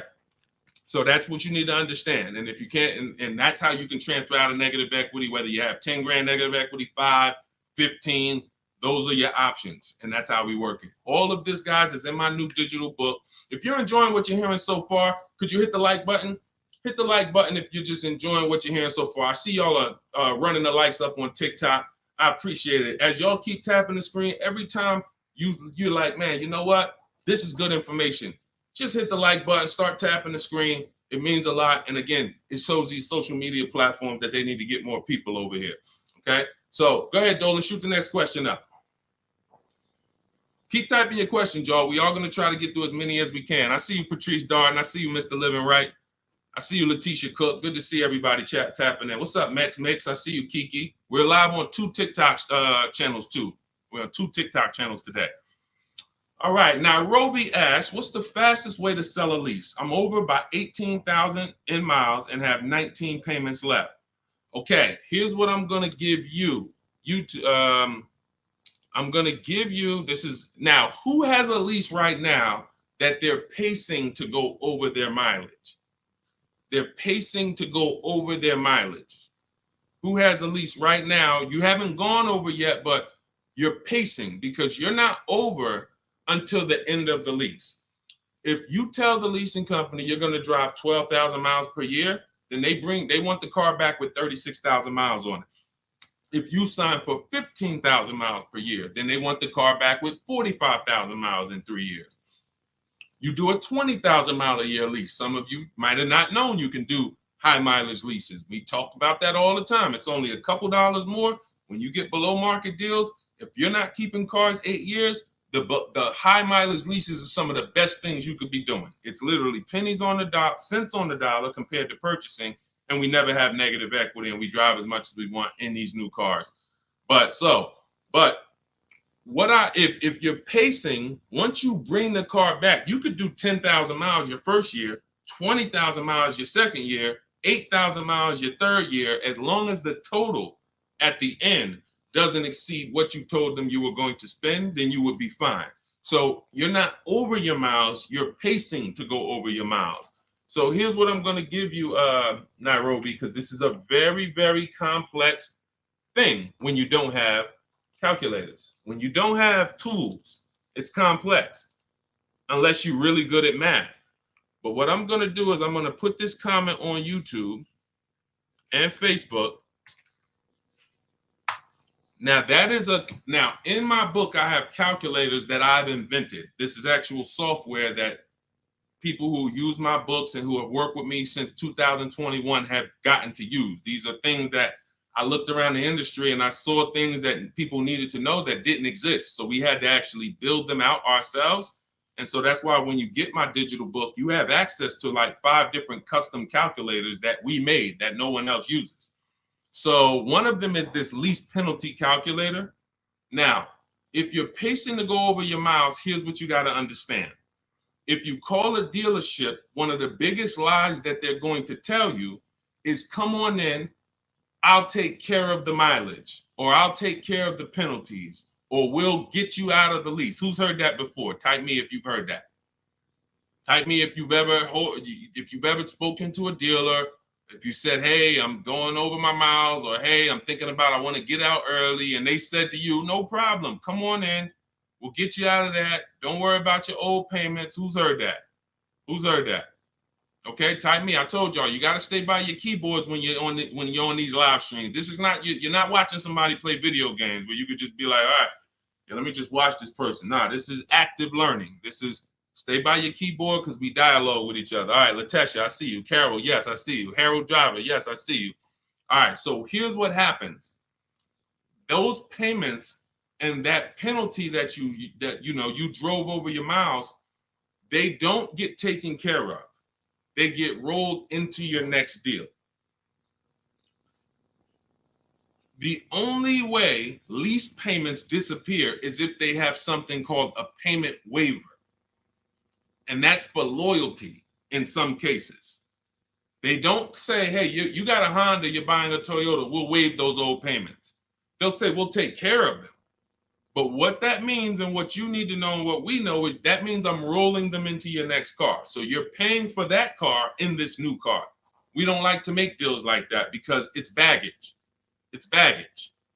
So what we want to do is we want to find out, if we're pacing to go over our mileage, does it make more sense for me to get, thank you, Tim. That's actually a good statement. Ain't nothing free. That's a good statement that a lot of people don't understand. When they say, hey, I'm throwing in these floor mats for you. Hey, I'm throwing in key protection. That means there's so much money in the deal that we have to actually, it's something called padding the deal. The finance manager and the team, they're trying to just pack. We got so much profit in this deal. We need to figure out how to allocate some of this so it's justified So when you hear them say that, oh, he threw in all this, he threw in all of this for me, that means you got a horrible deal. Sorry to tell you, but I got to give you the bad news first so that you understand. All right, it's smoke and mirrors, but I'm not gonna make these mistakes again. You have a whole billion-dollar industry that is really hell-bent on keeping you shopping the same way you've been shopping, because it keeps them on the Fortune 500 list. It keeps them publicly trading at a good profit. But our people and the people who listen to us, those of you who locked in, you're gonna be the ones that everybody else buying up here, but we buying down here. So let's get back to this point. So you want to see if I'm pacing to go over my mileage, does it make more sense for me to replace the car now? In which case, my payments would be due. If I stop my lease 3 months early, and in Nairobi's case, she has 19 payments left. If she was to go and stop her lease now, those 19 payments get billed out immediately. So if she walks into a dealer and says, hey, get me out of this car, they're going to try to either see, can they buy it, or do we make the payments and roll them over? What happens most of the time, and it's usually a better situation, guys, is you would use that lease penalty calculator, you put in how many miles you're driving per month, and it's going to tell you, if you go all the way to the end, this is how much your mileage penalty would be. I had somebody who I work with use that calculator. He found out the mileage penalty would be a little over $2,000. But if he got out now, his payment and mileage penalty would be $5,000. See, first thing we want to do when we find out we're going over mileage is, let me try to get out of this car. Oh, you don't realize that that's a bigger penalty you're paying, breaking the lease early, versus go to mileage, and then you find yourself a below market deal. You get yourself a deal like this.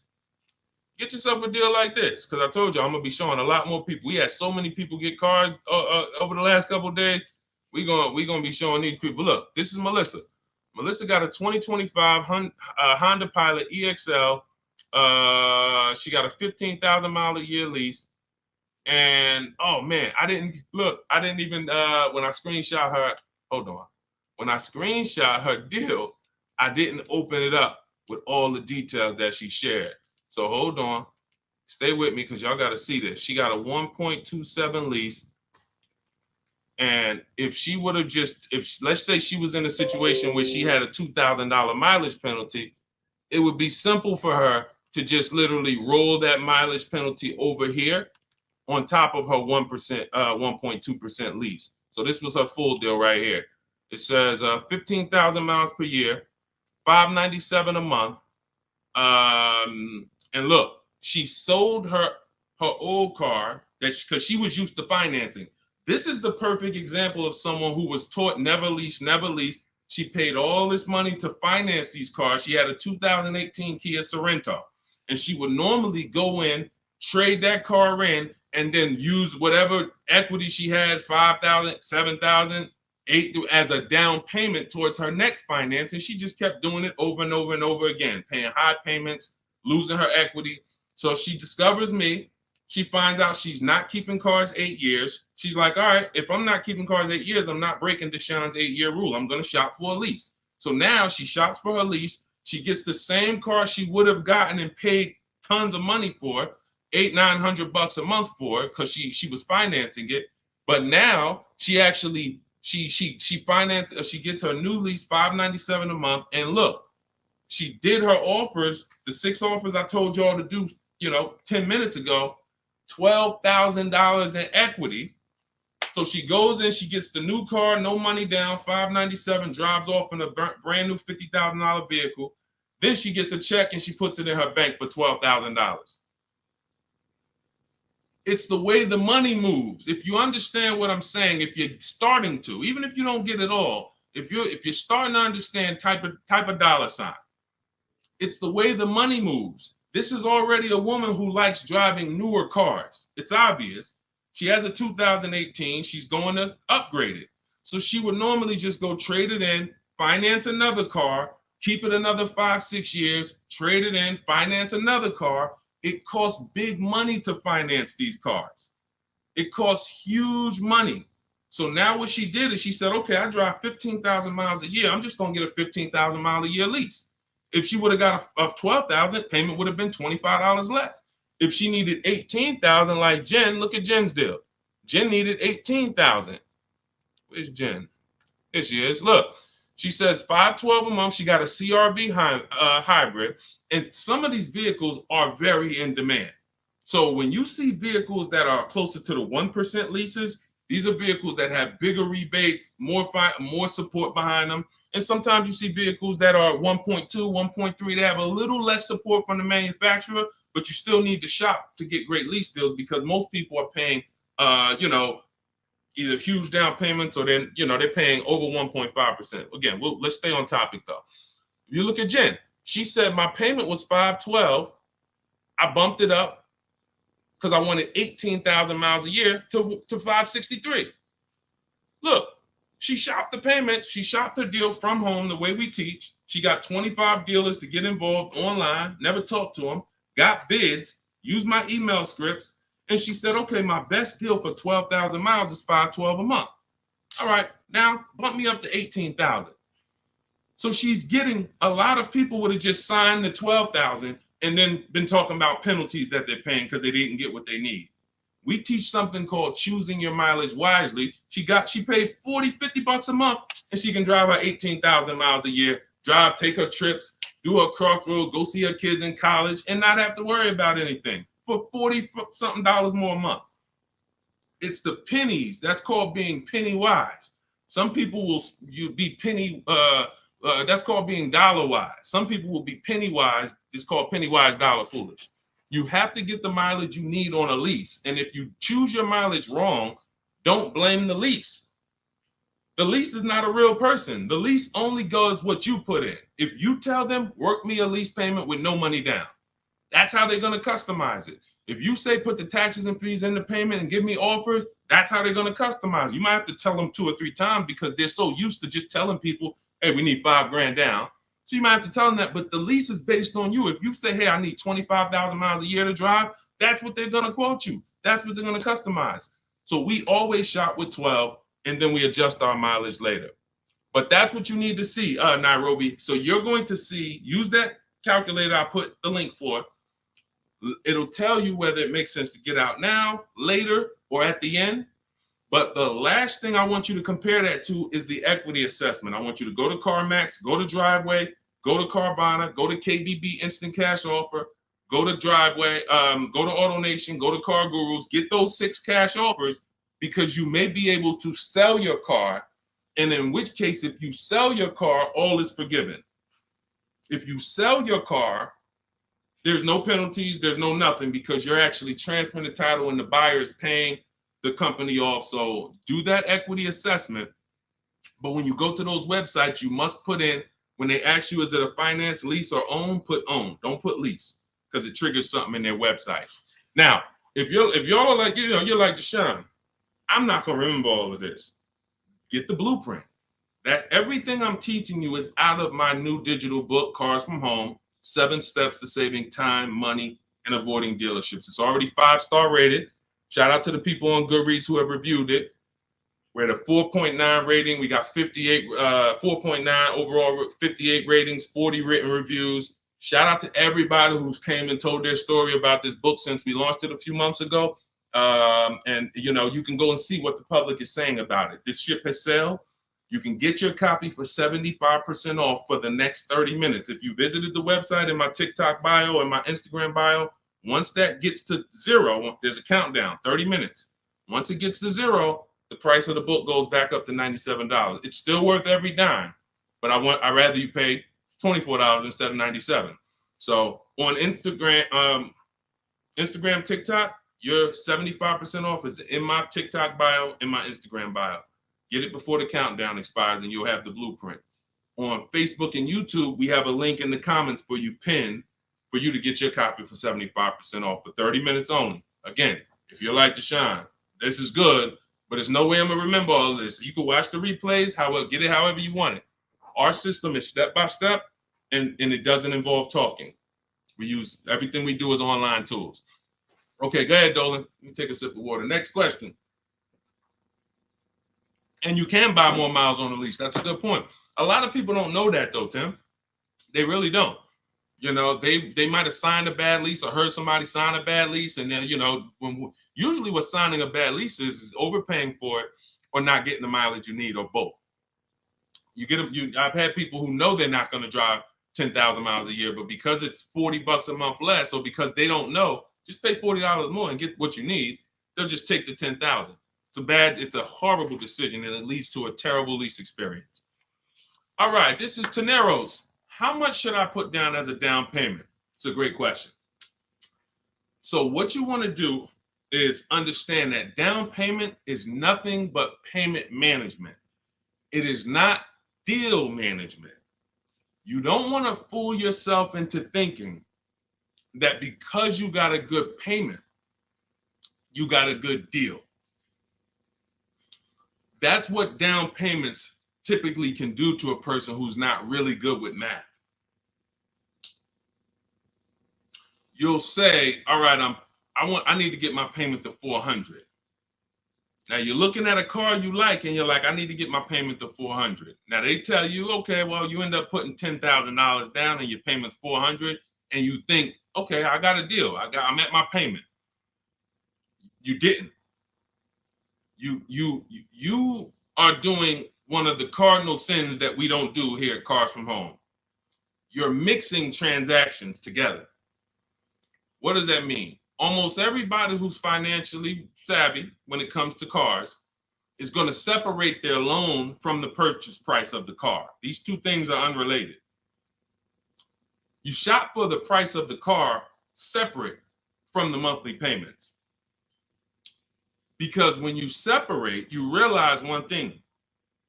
When most people are giving car dealers 3 transactions and not realizing it, they're buying a car from them. That's one transaction. They're giving their loan to them, or they're letting the dealer get them a loan. That's another transaction. And then they're trading in their car to them. That's a third transaction. So a person looks at it as one. I just made a deal with a dealership. No, you just actually did 3 transactions in one. And what happens, the reason why that's so bad is because you can't bid any of them out. In order to make sure you got a great deal, you need a great deal on each of those 3. The car you need to replace, you need to get the most money for that. The most money comes from bidding it out on the market with the strategies I just said 5 minutes ago with the companies that I just named, the equity assessment process. That's bidding that out. Now, we bid out our loans. Who's going to give us our loan? Who's going to give us the best interest rate? There's plenty of banks that want to compete for our interest rate. Plenty of banks that they don't even sell cars. That should be a clue to you guys of how much money is really in cars, because there's companies who don't sell cars. All they want to do is loan you money to buy a car. That means there's a lot of money in the loan business. So we bid that out. And there's a way we use a strategy. When you get my digital book, you get something called the Bank Bidding War Blueprint. This is how we make banks and credit unions bid for our credit, bid for our loan. We have 20, 30 people bid without affecting our credit negatively. There's a specific way that credit bureaus allow you to do this. It's called rate shopping, where it's within a certain window. But if you're getting pre-approvals with hard credit pulls and then you're going out shopping, you're not going to be able to do this, because you're going to get a hard credit pull here. Then a month later, you go find your car. That pre-approval expires. Now you got to do another hard credit pull. You already hit your credit twice, and you're outside of the rate window. It's just what most people are doing. And that's why when you get a pre-approval, most people become scared to shop now, because they don't want to let anyone else run their credit. So you're limiting yourself. But the Bank Bidding War shows you how to have unlimited people bid for your interest, and we do that after we find our car. But the third transaction is when we're going to buy a car now. The car we're buying, we're going to shop the used car market, look at all the marketplaces. I have a strategy I call the multiple marketplace strategy, where we're looking at all these websites like Amazon. I mean, we're shopping like we're shopping for a TV on Amazon, Walmart, BestBuy.com, but except we're on these car websites. Now we're narrowing it down, narrowing all the inventory down to the top 5 choices, and we're narrowing it down based on title, service records, accident history. We're verifying there's no bogus fees, and then we come up with our top 3 after we get the new car price of these vehicles. This is all, again, step by step. And some of you, you're like, this should be expected. This is what car shopping should be like. Car shopping is not like buying a TV. It's closer to buying a house. So although we do this in 2 hours, if you follow my strategy, you can get deals in 2 hours. Without these things, you're now winging the process. But first things first, when you determine, when you add to this question was about how much money should I be putting down? When we separate our transactions, now what we've done is we went out and we found the car we want at a below market price. Now we go to our lenders and we start the bidding process and we say, okay, who's going to give me the best interest rate? And whoever gets me the best interest rate, now I put it together with the car that I have on hold. And I say, okay, what's my car payment now?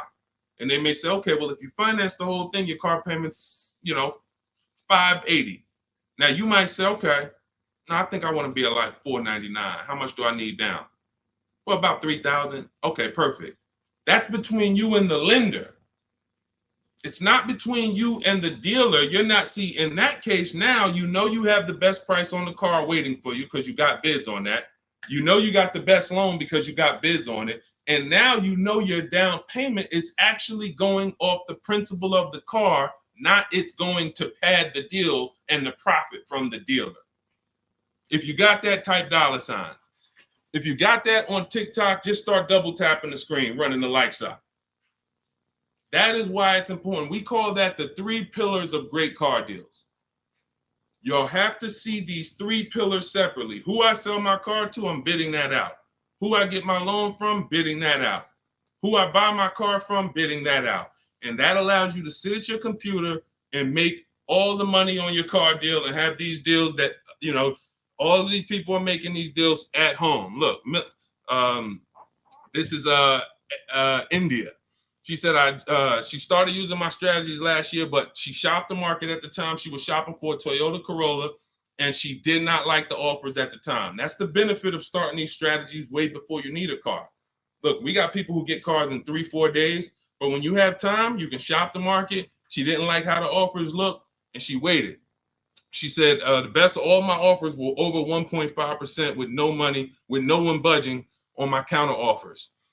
Fast forward 2024, I had to find a car in 2 weeks, so I got to work. In about 5 days, I walked out with a 2024 Hyundai Elantra Limited, $36,000 for 36 months, $12K, $365 a month, no money down. Boom, $365 a month, no money down. The MSRP was $28,725, making it a 1.27 deal. People would kill right now to be able to buy a car, drive a brand new, dependable car, fully warranted car, shop from home, never had to be stressed out in a dealership, begging for discounts. She's sitting at home and she drives off at $365 a month, brand new car, no money down. This is what it's about, people. It's about learning the strategy so that you keep the most money in your household. Okay? Everything I'm teaching you, everything India used is in my new digital book, Cars from Home, 7 Steps to Saving Time, Money, and Avoiding Dealerships. You can get your copy as part of our launch offer for 75% off in my TikTok bio or in my Instagram bio, but it's only for 30 minutes. After 30 minutes, the price goes back up to the $97 price, which is still great. If you missed it, and you're like, Deshone, I missed it, but I need these strategies. Listen, it's $70-something more. And the strategies you're going to use to save we can't even quantify it. We showed you earlier, somebody saved 25 grand off their price, almost 30 grand off her Mercedes. You've seen discounts of 6,000-7,000. You've seen ridiculous pay. It doesn't matter. The value you're going to get far outweighs the cost. And here's one thing. Financially wise people look at value. Financially foolish people look at cost. Let that sink in. Okay, those of you on YouTube and Facebook, I have a comment below for you. We have a comment pinned. You can hit the link below. You'll see the 75% off. Now, make sure when you get your book at the 75% off, if you get there before the 30 minutes is up, make sure as soon as you purchase, it says screenshot the thank you page. You'll see I put on that page, your book is below. You can click it to open it immediately, save it to your phone, save it to your computer, and I also email you a copy. But I want you to screenshot that page so you can have my support team's email. Every now and then we get people that typing so fast, you actually type your email in wrong. and then you didn't save the book right there on the thank you page. So now, how am I getting my book? You got the support team email. They're 7 days a week. Email, hey, I think I might have typed something wrong. I don't see my book. It's not in my spam folder. Get my team so we can get you the book immediately. So you can have these strategies, protect your family's money, shop with confidence, enjoy car shopping. I enjoy shopping. These people are like, enjoy. Look at what Adina said. Look at what Adina said at the end. She said, thanks to Sean. Hold on. Thanks to Sean for making the car buying process easy. And I want to upload this because it got cut off too. So I'm going to upload this. Thank you for making the car buying process easy. I want you enjoying car shopping. It's shit. You're about to spend a ton of money. Why should you dread? Look what she said. Last sentence. If you're on Instagram or if you're on YouTube, you can see it. So, all right, Dolan, next question. Let's fly through a couple more. We still got some more time. Come on, y'all, keep typing. Lalia, yes, we send emails out all the time. In fact, everyone who had the book, I literally sent a new copy out to everybody on our list. It was like 9,000 people, maybe a month ago. So, like, go through your email, check your emails from me, because we do that every now and then. Like, we'll literally just update the book and blast the new copy out to everybody who bought one. So check your email, check your spam. You know, I've sent you that book. If you purchased it last year, you've gotten the new book probably at least 2 times, 3 times. We've updated it and sent it out to everybody. Okay, Kevy Kev, good to see you. What are the basic pros and cons of leasing? I know nothing about it, but my husband's considering it. Good question. Let's talk about the cons of leasing first, because I speak a lot about the benefits. The cons of leasing are you always have a payment. Now, some people who buy cars and they always trade them in as soon as they pay them off, or they trade them in before they paid off, they replace them before they paid off. Like, you know, we had the young lady earlier on the stream. She said, I still owe $18,000. I'm about to go and buy another vehicle. So she's always used to a payment anyway. So that's a con. You're always going to have a payment. Another con is you can't beat the car up and not realize the losses. Now, let me be clear on this. People think when they own a car, they can do anything they want to it and not realize the losses. But I want to be clear. If you follow me, let's say a person buys a car, you own it, you put a lift on it, a big exhaust system, one of the big, you know, the joint is loud. You customize that car. Did you raise the value or lower the value of the car? Type it in. Type it in. Did you raise the value or lower the car? If a person does all of that stuff, customizes the car, did they raise the value or lower it? Thank you, Cam Newton. Lowered it. So let's say a person was going to sell a car and somebody looked at it and said, hey, how much is you going to pay? You know, they're going to pay $20,000 to buy your car. Now you're like, okay, perfect. Now you go and you do all of this stuff to it, put the engine, put the exhaust on it, boom. You come back 2 days later and you're like, hey, yeah, I want to sell you the car for 20. Now they hear that new exhaust. They hear all that stuff you put on. They're like, nah, I can't give you 20 for that. And that thing probably worth 16 now. I don't know what you do to it. So I'm trying to get you to see what I call the unseen expense. This is depreciation. Everything we talk about when we talk about leasing versus buying, we're taking into account how we're going to avoid major depreciation. But people who purchase don't often think that they don't actually understand that whatever they do to that car, if they drive 40,000 miles on it, they just lost money. If my car was worth 20 today and then I drive 30,000 miles this year, that car is going to be worth 10. I'm destroying the value. So you pay for it either way. So when I say that one of the cons of leasing is that you can't do anything you want to the car, well, you can't without paying for it, but you also can't when you own it without paying for it. But if you do that, you have to restore it to its original condition. Now, another con of leasing is you have to be able to estimate around about how much you're going to drive. So people who are like doing Uber or something, you don't know how much you're going to drive.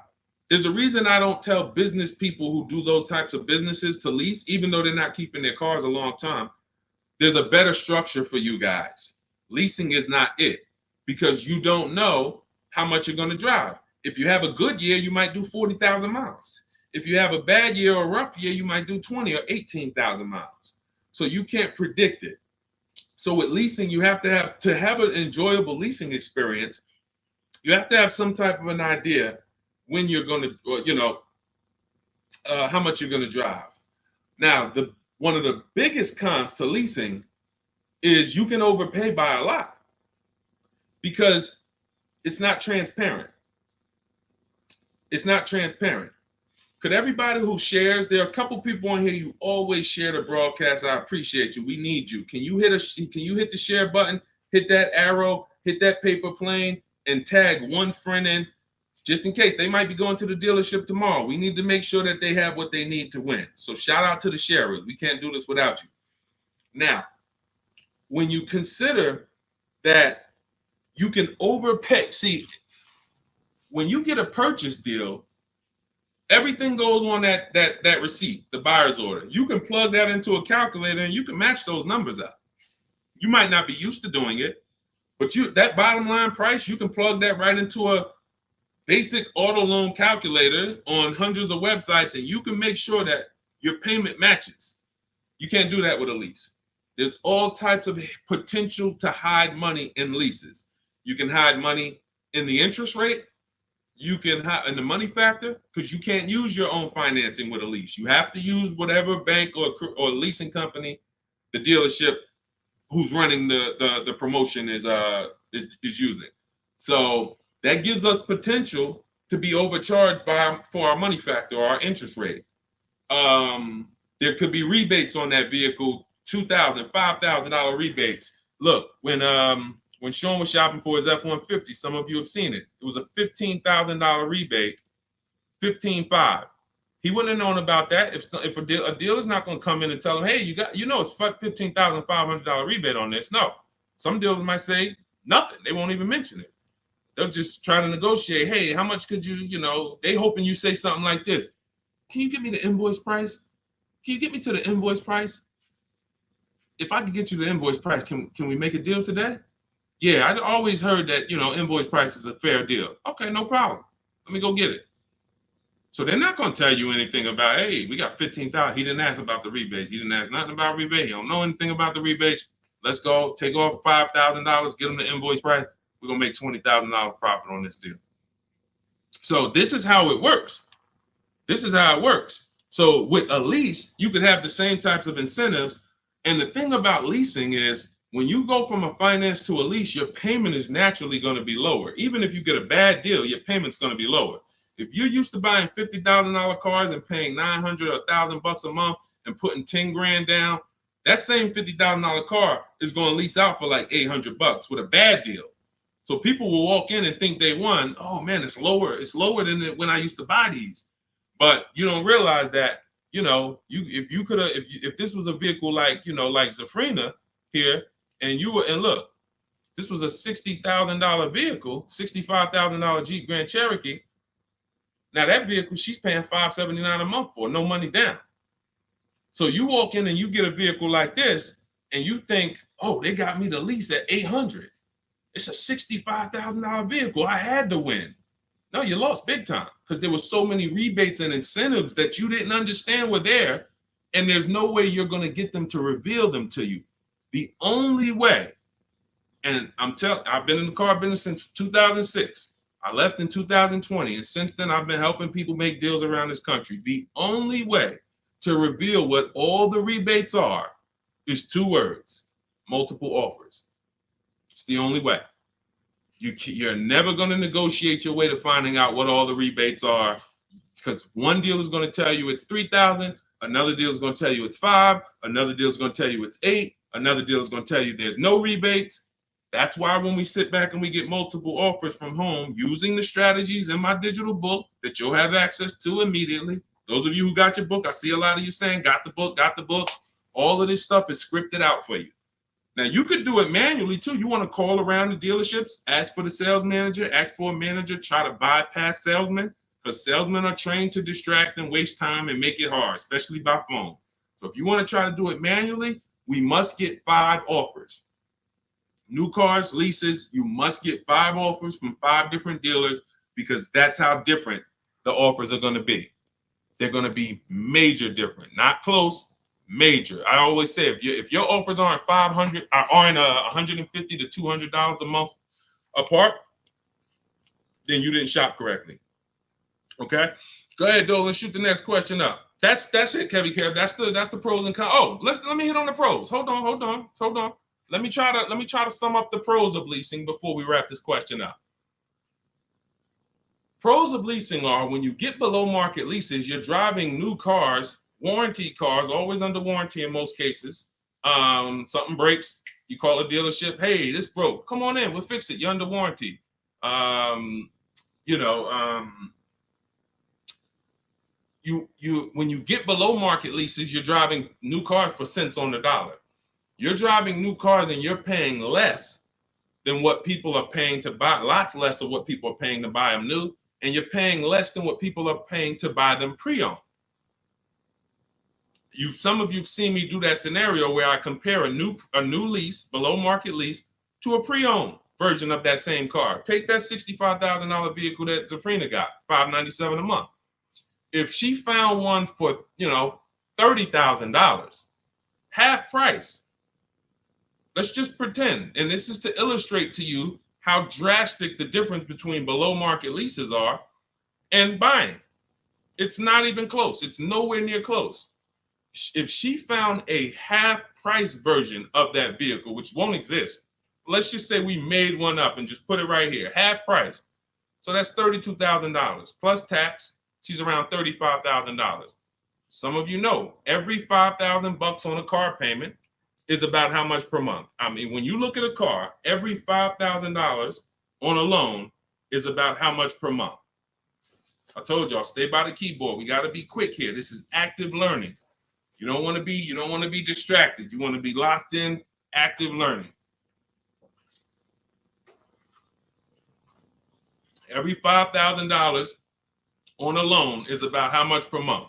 Shout out to y'all running the likes up on TikTok too. Every time you double tap the screen, y'all just, yes, thank you, Cam New. See, I love the people that are locked in. I see you, Brenda, $100 a month. Yeah. Now,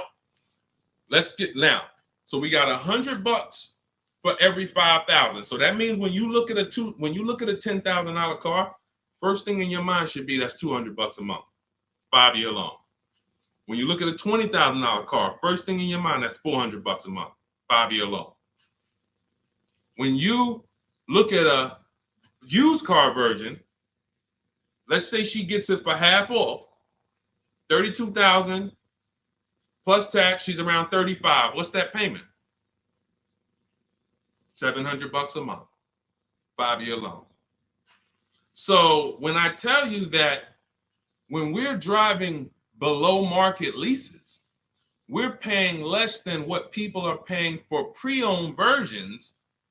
I just took really on a $65,000 car, a decent pre-owned version will probably be 30% off, maybe 40% off. Then you're going higher. If you don't know how to get good deals, you're going to take one with high mileage. It's going to be old. So it's more realistic to find a $65,000 car, 3 or 4 years old for, let's say 35, let's say 40, really closer to 40 if it's 65 new. So now you're talking about $800 a month. So a person like Zafrina, she's driving, she knows how to get below market leases. She's driving a brand new $65,000 fully warranted version, not tying up her money in that vehicle. She's paying $597 a month, which is hundreds a month less than what a used car person is paying, and like $500-$600 it's less than what a new car person is paying. So it's no comparison.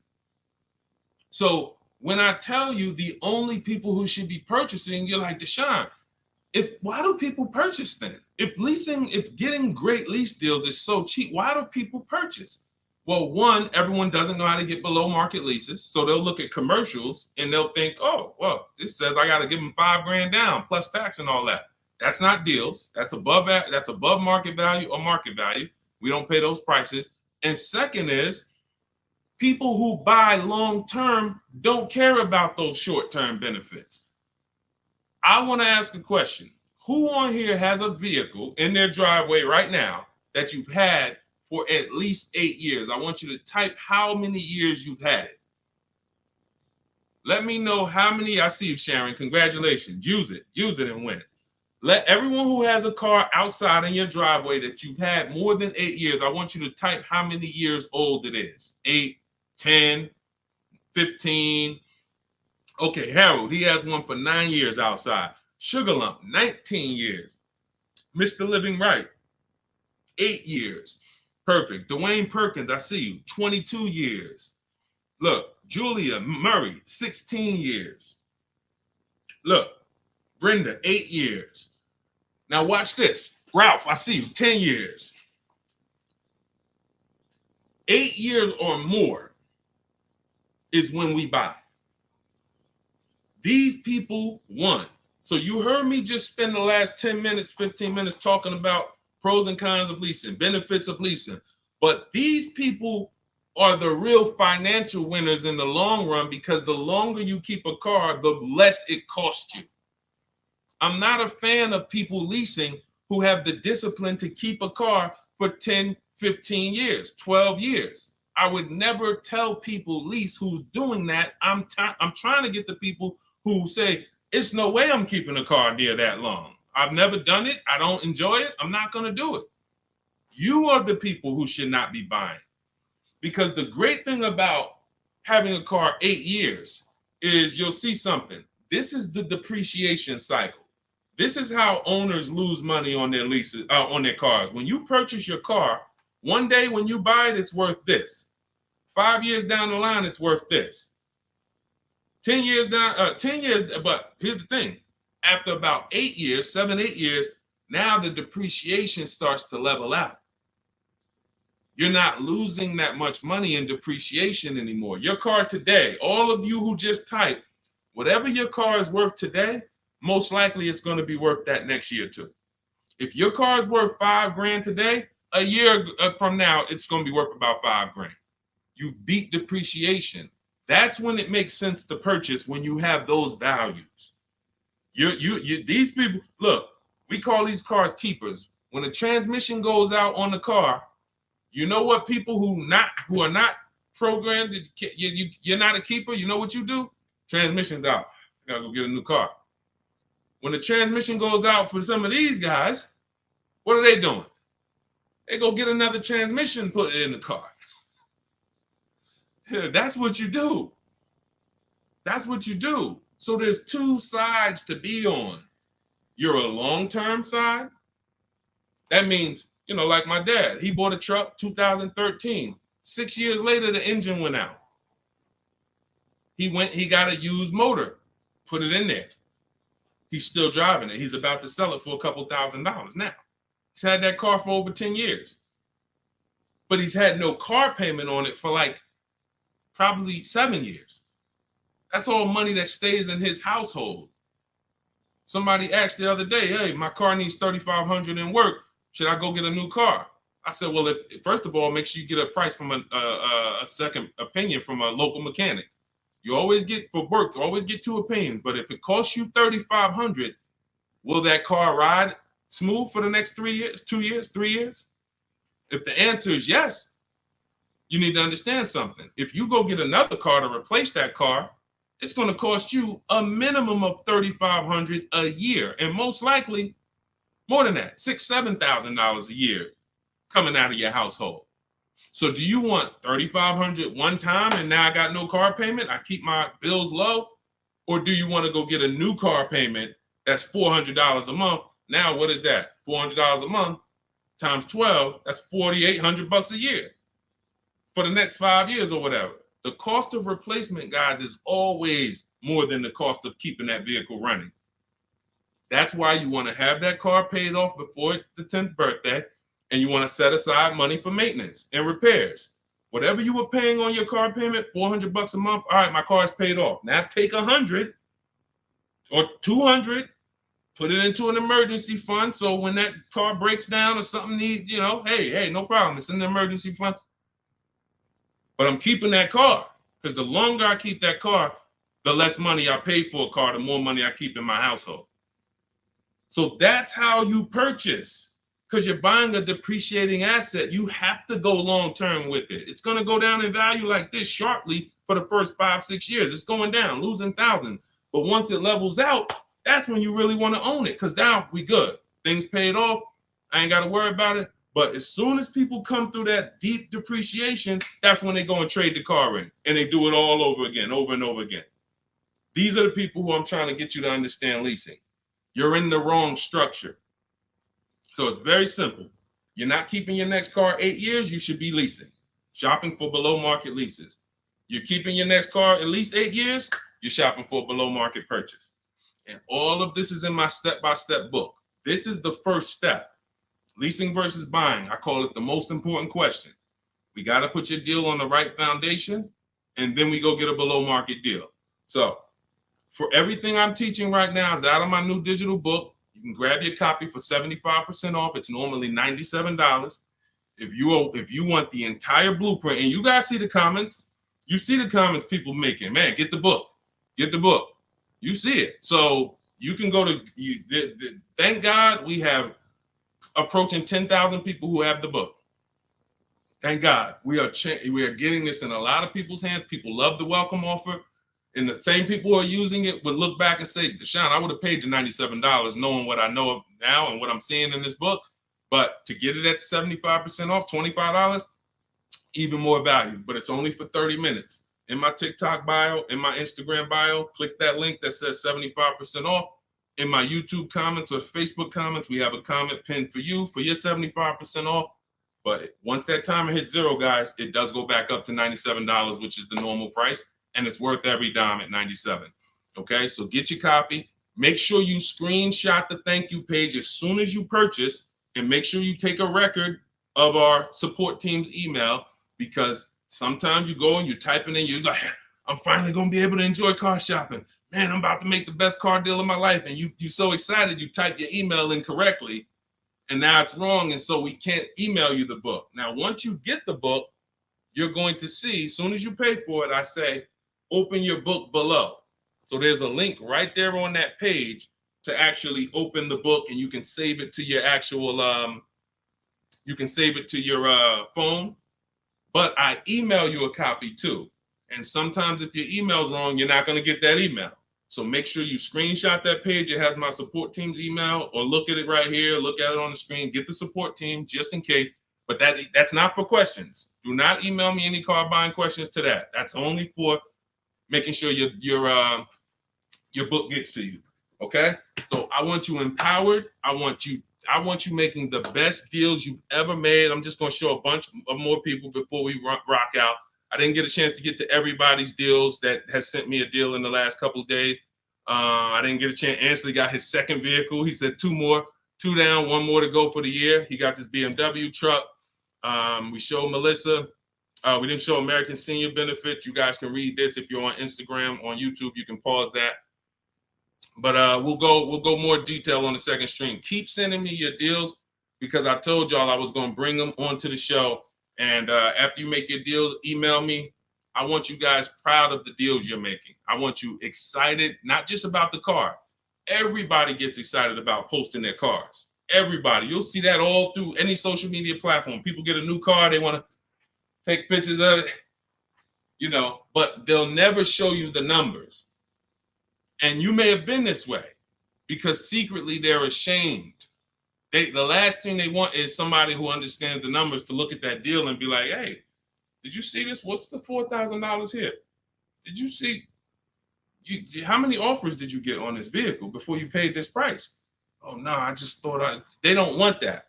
I don't want you living like that. If you've done that before, I don't want you like that. I want you like all of these other people you're seeing posting your car deals, like Melissa, like American Soldiers Benefits, like